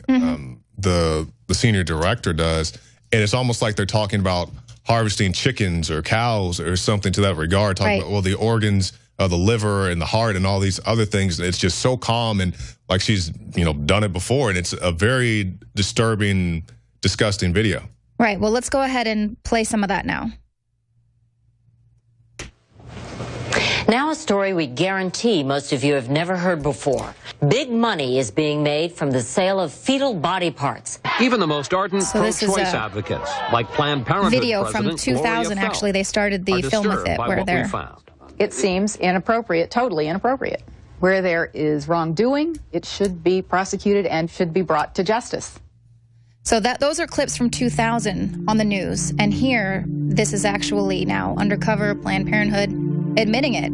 So obviously you might find some of the content disturbing. Intact parts these days because they're looking for specific nodes. AB nodes, SA. I was like, wow, I didn't even know. Good for them. Good for them. The first time she said people wanted lungs. And then, but like I said, always as many intact livers as possible. People just want livers. People want lower extremities too. Lower extremities. I mean, that's easy. I don't know what they're doing with it. I guess they want muscle. Yeah, that dime a dozen. Okay, let's pause that video right there and just... So that's what you were describing, Jakari. So here she's talking about people, they want livers and they want fully intact hearts because they need all the nodes for the hearts. And she's like shoving salad in her mouth and drinking her wine. And it totally reminds me of that scene out of Silence of the Lambs when Dr. Lecter is talking about eating the guy with like fava beans and a Chianti. I mean, that's what that lady reminds me of, just discussing this. Yeah, absolutely. It's quite... like I said, disturbing to see such a thing, but that's the temperament of how calmly these people can describe some of these things. And to all these people who say that a aborted or a child in the womb isn't a person, well, you can hear in this clip this woman talking about how you can clearly identify the heart, the liver, the lungs, all these vital body parts, but, you know, you can identify that as human body parts, but they want to say that the child is not a human being. Right, exactly. And this is the big deal with these late-term abortions. I mean, there's like big money for them in this. I mean, here she doesn't really talk about some of those prices. You know, they might not get that much for it, but the hospitals themselves that are dealing in these transplants and things, they are making hundreds of thousands of dollars off of this. So the video goes on. You hear them talking. We'll go ahead and play it, but they're describing how this is in total violation of federal law. It's against the law here in America to sell human body parts. But then they're kind of discussing how they're getting around that. So go ahead and play that. So the commercial trafficking body parts from an aborted baby, punishable by up to 10 years in prison or a fine of up to $500,000. Now, this is an actual order form where you can order. They're showing an order form. You can say, what type of tissue would you like to order? What's the, you know, what age? And now they're sort of talking about how they go undercover. They're posing as a fetal tissue procurement company. So I'm the medical director for the national office for all of the affiliates. So I say, okay, what are you looking to supply today? We've been very good at getting heart, lung, liver. So in the fact that they're so nonchalant, you can you basically know that this isn't the first time she's had this conversation with people. Provider has had patients who want to donate their tissue, and they absolutely want to accommodate them. They just want to do it in a way that is not perceived as this clinic is selling tissue, this clinic is making money off of this. She's talking about making money. When you are, or the affiliate is determining what that is monetary. Yes. So that it doesn't raise any question of this is what it's about. This is the main. What price range would you? So right now they're explaining the process. I would say it's probably anywhere from $30 to $100, depending on the facility and what's involved. The $30 to $100 price, or that's per specimen that we're talking about, right? Yeah. Yes. The $30 to $100 price, or that's per specimen that we're talking about, right? Yeah. Yes. How much of a difference can that actually make if you know what's expected or what we need versus? It makes a huge difference. I'd say a lot of people want liver, and for that reason,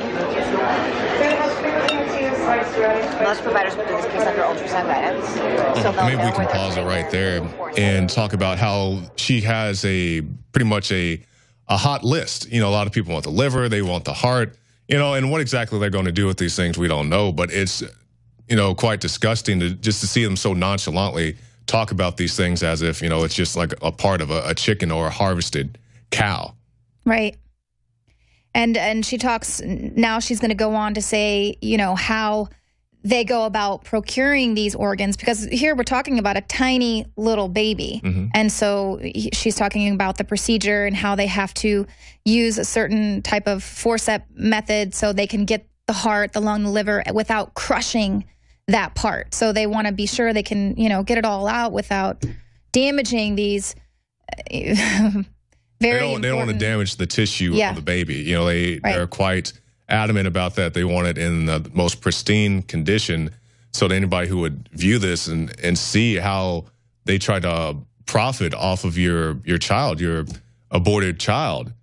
So it's not just, you know, they take it and whatever people think the disposal method for it is. No, they are repurposing your child to sell it to very strange people. Right. And she's also now talking about how they circumvent that. There's that little gray area where they're like, well, you know, it's against the law to sell mutilated dead baby parts, essentially. And so now she's going to kind of get into say how they get around that. And you know, as long as they didn't intentionally, in quotes. So go ahead and roll. $100 price, or that's per specimen that we're talking about, right? Yeah. Yes. How much of a difference can that actually make if you know what's expected or what we need versus? It makes a huge difference. I'd say a lot of people want liver, and for that reason, most providers will do this case under ultrasound guidance, so they'll know where they're putting their forceps. takes a big gulp of wine. Procedure is calvarium. Calvarium, the head is basically the biggest part. Most of the other stuff can come out intact. Right. It's very rare to have a patient that doesn't have enough diet. So getting the head is difficult, but To bring the body cavity out intact and all that. So then you're just kind of cognizant of where you put your graspers. You try to intentionally go above and below the thorax so that, you know, we've been very good at getting heart, lung, liver. So this is, you know. So I'm not. Yeah, she's basically giving the play-by-play of how they go about procuring, harvesting. This is not her first rodeo here with this. I mean, this is just disgusting. And the thing that's really shocking is that, you know, most of the time they will save the best for last. And this is the first little clip we're getting out of this upcoming documentary. So there's other clips that we don't even know what is about to be hitting. Yeah, and we've seen things going on in other parts of the world. Like we have this article right here from the Business Insider. A British man was caught trying to smuggle a roasted baby fetus into Thailand. And, you know, that defies words in and of itself. But I think here in the States, we always like to pride ourselves, well, maybe that's happening in the rest of the world, but that can never happen here. It's happening here. Right. And it has been happening here because, as you can see, it's, you know, it's like a farmer talking to somebody at the bait shop. You know, they know exactly what they're doing, how they're going about it. And it's very sad to see that this goes on. And kudos to the people that filmed the thing, because I really don't understand how you can sit there with a straight face. But, you know, they did what they had to do to get the video out. Right, absolutely. And there's another story out of the Daily Mail. Thousands of pills filled with powdered human baby flesh discovered by customs officials in South Korea. So, I mean, this is prize. These organs are like prized. I think people maybe think that these are like the youth elixir or something, that it's going to give them stamina and vigor. Who knows? There's always those urban legend kind of deals. You know, eat the flesh of the babies and you'll live forever, and all types of bizarre things. And I think it was David who did a report. I'm just going off the top of my head, talking about them using fetuses to, was it heat hospitals? Yes, that came out last year, that they were using their aborted fetuses to heat hospitals in the UK and Canada, I believe. So, yeah, I mean, this is going on. It's disgusting. And here, this lady is so nonchalant describing exactly how this happens. And like we said, you know, this is a senior director of medical services, so she's not just some rogue agent there who's making a little money on the side. This is going on across the country. So no wonder they don't want to take out the partial birth abortions. Well, the thing that you'll often run into when you talk to somebody about Planned Parenthood and you talk about the abortions, and they say, well, abortions is only a small part of what we do. Well, I'm like, well, when people go out there and rally against you, they're not protesting the fact that you give out free pins and lollipops at the front desk. They're protesting the fact that you have abortions. And now we see what these abortions are turning into. They're turning into a meat market where they are literally selling body parts of dead children. Right. And then it's like you see stuff like this and you wonder how that the one girl that was saying, you know, she was so proud of herself. Oh, I kill my kids, that we had at that abortion protest. And these are people that are self-proclaimed communists because they want to save the underdog and the underclass. And here it's like, who's the most that needs saving? That's a very good point, because they always, oftentimes these abortion clinics they'll be located in low-income neighborhoods. They have many minorities who go there and use their facilities, you know, other races as well. But, you know, it's always, you know, we're here to help you. We're here to help you do whatever you have to do. So they'll bring these people in, charge them what's like $300 or something around that price tag to have the baby aborted, but then they'll turn around and sell the aborted fetus for as much as they can get. Yeah, let's go ahead and play some more of this repugnant clip. I'm going to crush that part. I'm going to basically crush below, I'm going to crush above, and I'm going to see if I can get it intact. And with the calvarium, in general, some people will actually try to change the presentation so that it's not a vertex. Because when it's a vertex presentation, you never have enough dilation of the DNA unless you have a real huge amount of dilation to deliver an intact calvarium. So if you do it starting from the breech presentation, there's dilation that happens as the case goes on, and often at the last you can evacuate an intact calvarium. So I mean, there are certainly steps that can be taken.